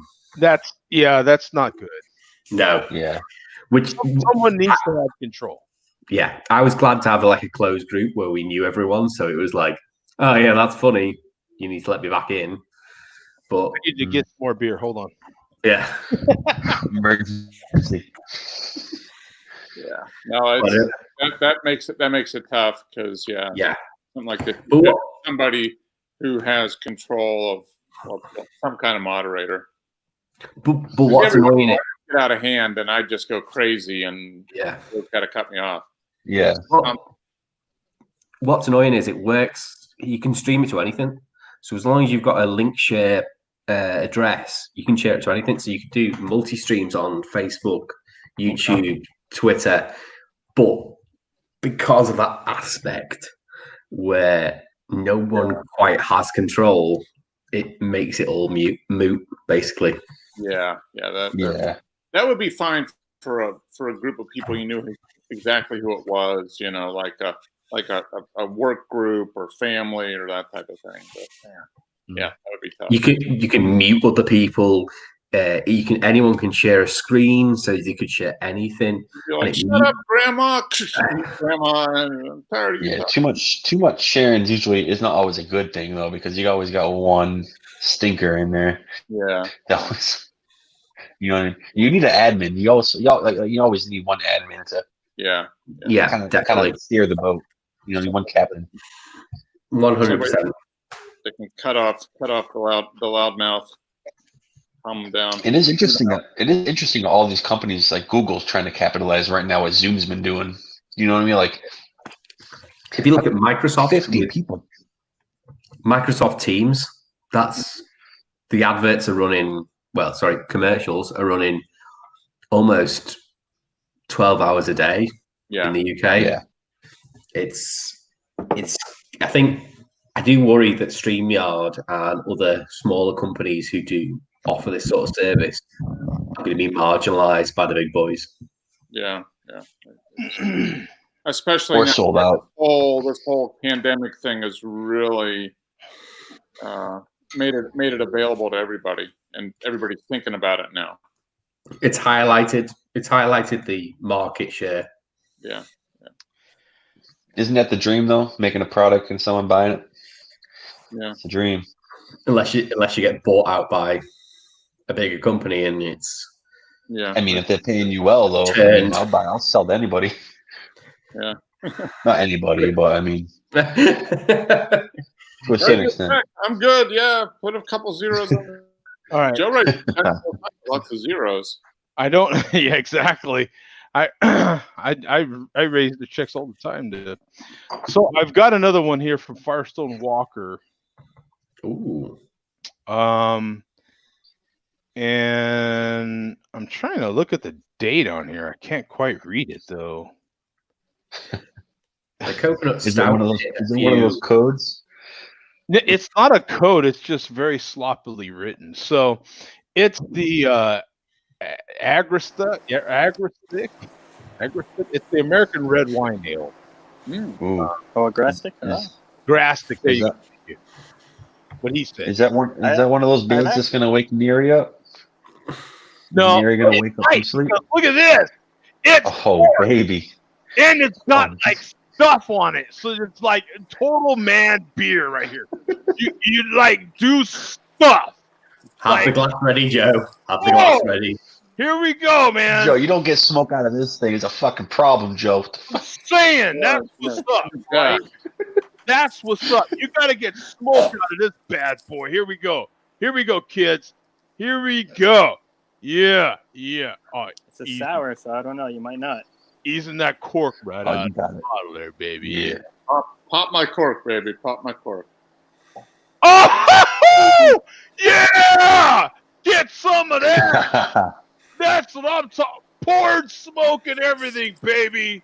Straight into the center of the glass. There we go. That's what I'm talking about. Yeah, baby. Every last drop right for you there, baby. Yeah, that's what I'm talking about. Yeah. Yeah. I poured It's a right in the Lindemann. glass, baby. I poured a Lindemann apple. Right in. Right in the glass. I poured the Lindemann's apple for my other half, and it literally had a cork, and it went all over me. Oh, yeah. Awesome. So, oh my goodness. Oh man. Joe. Yes, sir. Look at this. This is what you need right here. Ooh. Oh, I have nice. the proper glassware of what you're drinking right now. Oh, wait. Barrel whirl. I can match you. I was gonna say, Tom, you got It's not you got a wine Firestone glass though. there. That's what I'm saying. This is the actual Firestone Barrel Works. Yeah, no, that Oh, was. yeah, there you go. Says Oh, actual Firestone. Yeah. Oh, shit. Yes, that one says actual Firestone. Hello. You know what? I'm trying to figure out which one this is, though. I've never actually had any of their sours. I've had like all their barrel aged stuff, but never any of the sours. I think this one says batch number 5. It should say on the label, I would think. Yeah, it does, but it's very hard. Okay, yeah. Like, 16. It's the 2016. Okay, so here we go. Now I've got the right listing on here. Here we go. Got some age on that. There's been quite a lot of Firestone Walker going on in the UK at the moment. 300 ratings on here. 8 in the last 30 days. So there's 8 other people that were thinking just like me. 6.7%, no IBUs rated, and a 4.12, baby. Eat it. Look at that. It's one of the fastest 40s in history right there. That's right. It'll blow your mind. Blow your effing mind. To blend, we selected beer matured 8 to 24 months in barrels, creating a synergistic beer. Immediately toasted oak and lemon pith swirl on the nose and palate, followed by an amazing harmony of vanilla, coconut, Earl Grey tea, and spice. Baby. I thought you were going to say toasted Cheez-Its. Yes, yeah. On this one. The finish is crisp with mouth-watering acidity and chewy tannins. I don't know what in the hell tannins are, man. What in the hell is that? I don't know what that is. Dry stuff. It smells like a wine from the barrel. That's like the real stuff that makes your mouth pucker on like wine. When you drink that poo pinky out wine, Joe. You know what? This smells delicious. Look at this thing. Look at that. Is that what you're supposed to tell the ladies? Now I can't hear Mark. Yeah. Tannins. Hey, baby. Don't smell it, just red wine, and it's a little funky and it smells delicious there, baby. Since you went and got something fancy, Joe, I had to do the same here. So. Oh no! Just God. My God! No. I'm not gonna do that right now. Instead, I went and grabbed the. The chunk. Nice, dude. How do you not love that name? I love that name, chunk. Yeah. How did some people from North Dakota think of that name? Because that is awesome. You know what? This beer is nothing else to do in the winter except think of good names. You know what? That description on this beer is exact. It's like it's very dry. It goes away like that. It's very dry. It's crisp. You know what I'm saying? Pow! It's hitting you with that fruit flavor, but then just sinking. Like it sticks around a little bit on your tongue, but man, it is good. You get that nice bitterness, that tartness, not bitterness. Tartness. Well done. Sounds like the Titanic. All the rich, bitter people, right? And then it sank. Mm-hmm. Yeah, right. Sorry, I watched Titanic yesterday. I'm sorry. This is man.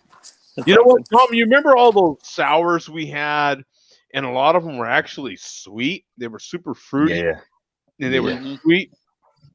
This is definitely a true sour. This is definitely like this Is it dry? has. It's very dry. It's crisp. It's Okay. very fresh taste. Well, it has that tartness that you expect. Like something says sour, and I want it to be as such, right? I want it to be, and the description, the way it says a harmony of vanilla, coconut, Earl Grey tea. I can see the tea. The vanilla is what I'm having a hard in the coconut. Oh, Are you getting any of that like that apple cider vinegar, like acidity? yeah, yeah, Like a little that yeah. The apple cider. it's Yeah, like it cuts through, right? Like it all the way to the end. yeah. It's hard to pick. Vanilla is going to be a hard one to get with this kind of no charge. Yeah, that's going to be a hard one to get. And then, mind you, this one's a couple years old, so it's matured a little bit. Maybe some of those other flavors are gone. That you know what I'm saying. What would you eat with it? What would you? I mean, What would you pair with it if you had to? They matured at 8 to 24 months, and then I've had it for a couple of years. Like that. You keep it in your temperature controlled cellar for a couple of years. This one actually was in the fridge, though. This one actually was in the fridge, and then it's a quart bottle. Oh man, this was really this is a treat. It really was. It's not for everybody. Everybody's not going to like this beer for sure. I mean, there's too much there. You know what I'm saying? There's like that cider, that sour, that tartness. It's going to be too much for some people. I can see that right off the bat. But if you dig it, this is definitely. I would agree with that. I would even give it a 4 1/4. They give it a 4.12 on average. I'd give it a 4 1/4. This is good, man. Would you think it'd be better on a sunny day, cold? I mean, nice and hot outside. It's plenty hot. Trust me. Right now, yeah, never mind. We live in a whole different. Right now, it is almost. Tell them, Pat. It's almost 7 o'clock at night. Okay. Would you like to guess at the temperature right now? Oh man, 85. 80. You're funny. He's so cute, isn't he, Pat? Isn't he cute? Depending on where you're at in Phoenix, it's 95 to 99 degrees right now. No way. No way. That's nuts. And Pat's outside. It's not That's bad. just not normal in this area. But the funny thing is that, you know, and admittedly, since it is dry, and right now it's very dry. It hasn't rained in I don't know how many days. It's very dry. So admittedly, you know, once you're out of the sun and it's not that bad. When it dips below 100, when it dips below like 105, if you're in the shade, it's not too bad. I'm comfortable right now. Yeah. You're in the sun. That makes it. Look at this fucker. Makes it bad. Hey, Joe. Oh my God! Is that a raspberry? That's that one. That Gronk? That conch. That Gronk? It's that Gronkowski. Gronkowski beer. The chonk. Gronk. Chonk. That looks like a cat on I can see that little bit. That's cool. Sunday. Like I said, this is a peanut butter and jelly version. Ooh. So are you getting peanut butter and jelly flavor? Oh. There he goes. Bye-bye. You cut him out. Oh, back. Yeah, it tastes like a peanut butter and jelly sandwich. Nice. It's kind of strange. I can dig it though. Yeah. It tastes like a raspberry jelly too. Very, very raspberry. Butter. Now, what would you pair with that, Pat? Peanut butter and jelly sandwich. What I would pair with this? I honestly would. I don't know what. You know, it'd be good with that. I bet it's like a really sharp cheddar or something. Okay. I think a sharp cheddar is good with like virtually everything, but Yeah. You could do a banana with that, Pat. Peanut butter and jelly and banana. Now Adam's got the right idea. Just some crisp. Screw it. Just yeah. Yeah, I love. Mac. I realize like a really sharp like. Yeah, jalapeno. Yep. All right. Whatever he's having, I would pair with this. That's like Max Strong. I think good cheese is like the very best pairing for any kind of beer, personally. Yeah. No.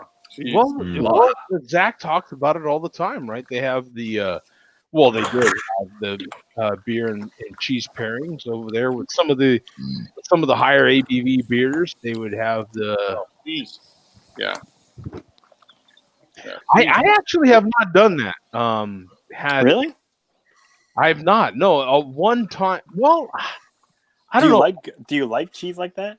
Oh, like yeah. really sharp. Okay. Seriously, get yourself like a couple good IPAs and get some like a couple like good cheeses, and it's like amazing how good that combo is. Well, I'm trying to think of where I was somewhere with somebody. I don't know if it was with Mark or who, but I remember being in like a hotel or something. Oh, no. It wasn't. Never mind. Yeah, it was when I was in LA. And I was at the hotel, and someone did order one of those fancy cheese plates from the hotel while they were sampling different stuff and offered me different cheeses since it was a lot of cheese and he couldn't eat it all. And like a charcuterie plate or whatever with like sausage and stuff, that's good too. Oh, and it cost the guy like $50-some damn dollars. Yeah. Dude, it was ridiculous. So yeah, I was more than happy to eat. I was not gonna buy it. That's for sure. I was like, yeah, that. In Germany, yeah, you like need to do that as soon as possible, though. Ooh. Go ahead, Adam. What are we gonna say?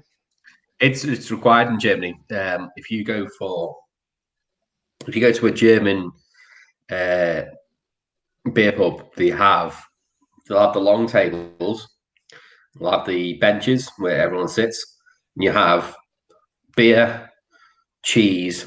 It's usually a sort of not liquid as such, but like sort of a sloppier cheese and a crusty bread, and that's required. So it's automatically on the table. You can order more, but that's generally beer and cheese. It's that sort of thing. Sometimes you get pretzels. I'd say it's more likely crusty bread. Yeah. Well, as we all know, sometime early tomorrow, we will be finding out the other side of this craft beer. So cheese kind of helps congeal some of the craft beer and keep it from kind of keep things together, if you will. Craft beer can kind of tend to. I tell you what, I don't want to get into it too much, but I drank one of the Tombstone Russian Imperial Stout last night, which is like a 15%, 16-ounce can. Yeah. And that does a number on you. I don't know anyone. The higher ABV craft beer you get, the more crafty, if you will, you get, the more it tends to have the cleansing type of thing to your bottom side there. Especially if there's lactose in there. Oh, good Lord. Praise the Lord for you. Yes. I tell you what, though, that particular one, that's like one can for an entire day. You're good. Yeah. Like it's so intense. Yeah. That like you don't need anything else. I've had that one. I'm pretty sure. Yeah. Hey, Sunil, how you doing, brother? What's going on, man? How are things where you're at right now, man? Can you hear us? I can't see him. We can't even see him, huh? It's funny because I can see him in like the green room. There's not much sun for calling himself Sunil. Yeah, he did anything, All right, guys, I gotta go. All right, Mark. Hey, thanks, man. We'll see you, pal. Night, Mark. Stay safe. Keep good seeing you, Mark. Stay safe. Wear your mask. Can't get masks. Precaution. Yeah. Drink lots of beer. All right. Drink lots of beer, exactly. We'll be Well, on. nice. See you later, Mark. We'll be on for a few more. Boy, I'd like to hear from Sunil, man. He is one of my longest fans ever. Longest how? On YouTube. Whoa. Okay. You know, we Just keep wondering. we keep that between me and him. You know what I'm saying? Okay. Yeah, we Fair keep enough. that between me and him. You know what I'm saying? Hey, This, whatever I fits in the have to glass tell is, you, When we unbuckle and unzip, whoever hits the floor first is between me and him. That's all I'm saying. You know? this. I have to tell you, this chunk is fucking crazy. It's like it's like intense. It's almost like drinking raspberry jam. That's what it tastes like. Pat, were you saying that we don't do hazy in the UK? Look at that. Oh shit! That looks nice. That looks like something Tom would have over there. It's a four-way collaboration. Wow. So it's a Dare, which is the main brewer. But if I turn it round, it's Verdant, Track, and Finback from New York. Oh, there you go. Finback's a good one. Yeah. And so it's an 8% dipper. Man, what is not to love What kind of about craft beer? I swear to God, man, craft beer is just awesome, isn't it? I mean, oh God. So what are you getting from that one? I would assume that one's Grapefruit, orange, yes, all the tropical fruits. Are you catching any Tiny lime bit. in there? Be a lime note? No, after drinking that beer that had an absolute crap ton of lime, I'm not getting a great amount of lime.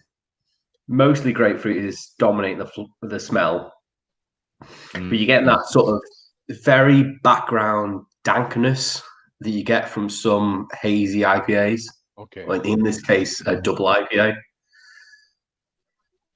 But you can't even see through that, can you? no way. Yeah, it looks nice. Oh man, I'm telling you. But a lot of lactose. Oh, is there really? Okay, so it drinks heavy. Yeah. There is lactose in it. Because that's the difference. I've got a little bit left in the glass here. Look how easily I'm swirling that around. This is a very, very light-bodied beer. Which no lactose. Usually, you would expect that out of a dry beer, right? Out of something dry, you expect it to just look at that. Look how easily that is. I mean, I'm just boom, just barely, you know. Usually Finback doesn't do lactose. Only like on their stouts. But I don't know. There's no lactose. Malted there you go. barley, but no lactose. Dude, that beer. Now would you buy that? Would you buy that beer again, Joe? Yes, or I would you would. say, hey, maybe? I would.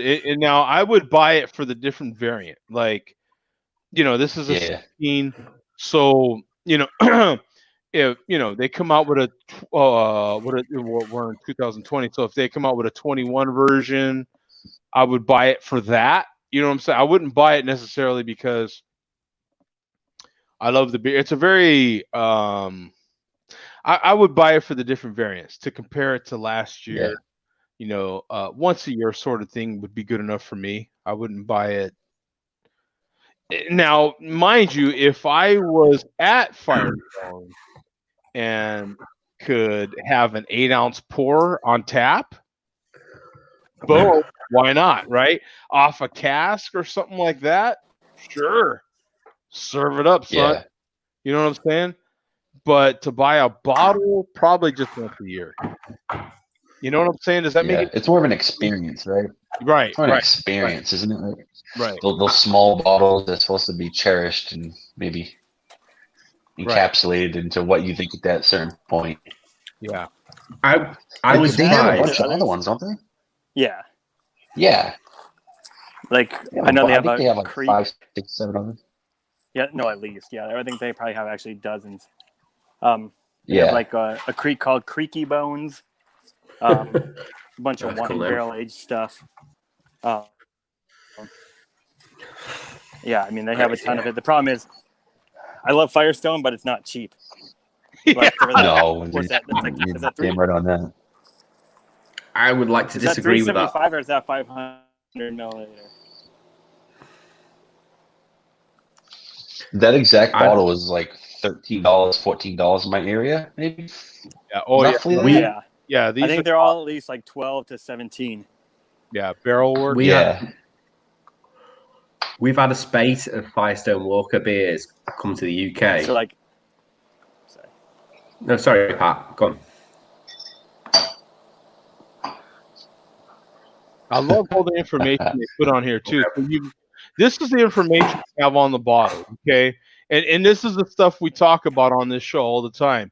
So we've got a barrel ratio of 82% French oak and 18% American oak, a maturation time of 12 to 36 months.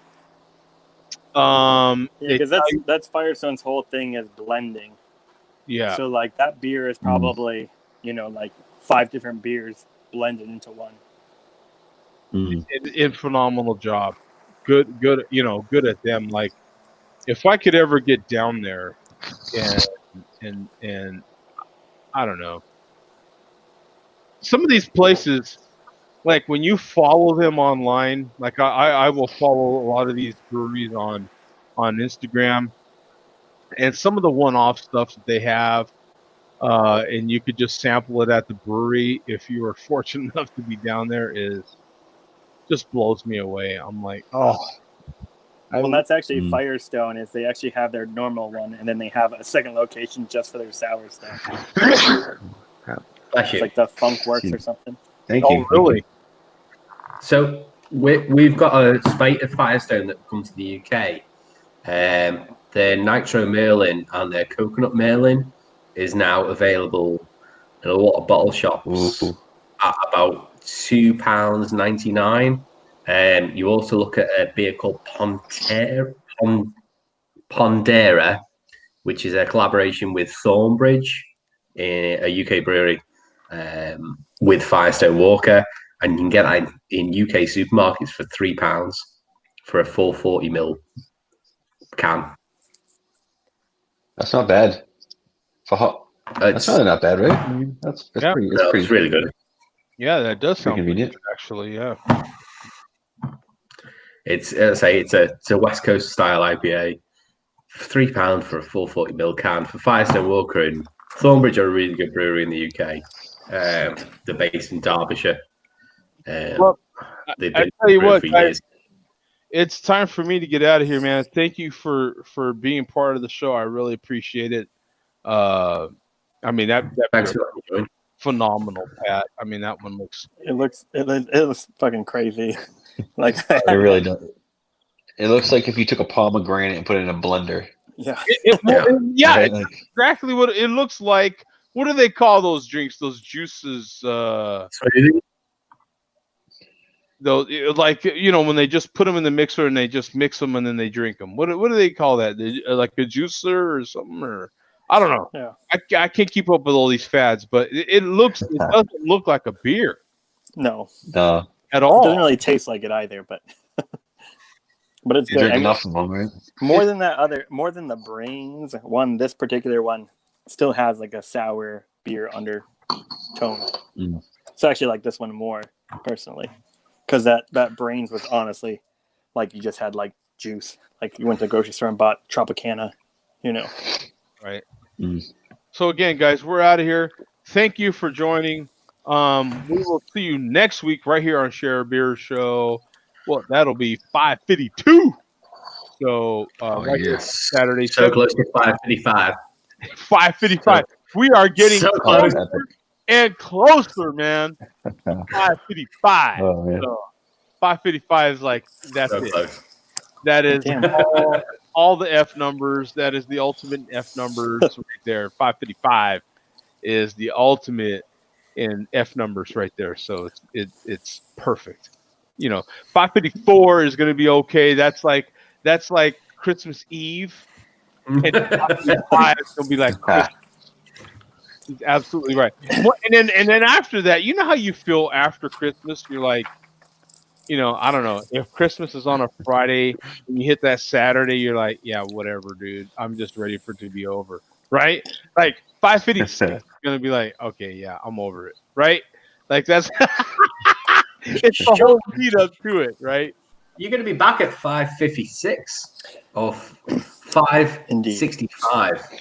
Yeah, 5:65. Yeah, some of the 5:60s will be okay. Ooh, 5:65 is gonna be crazy. 5:75. That's a great Ferrari right there. Oh yeah, it is actually. Yes, yes. So we will see you, kids. Peace out, man. Hey, good seeing you guys. Awesome.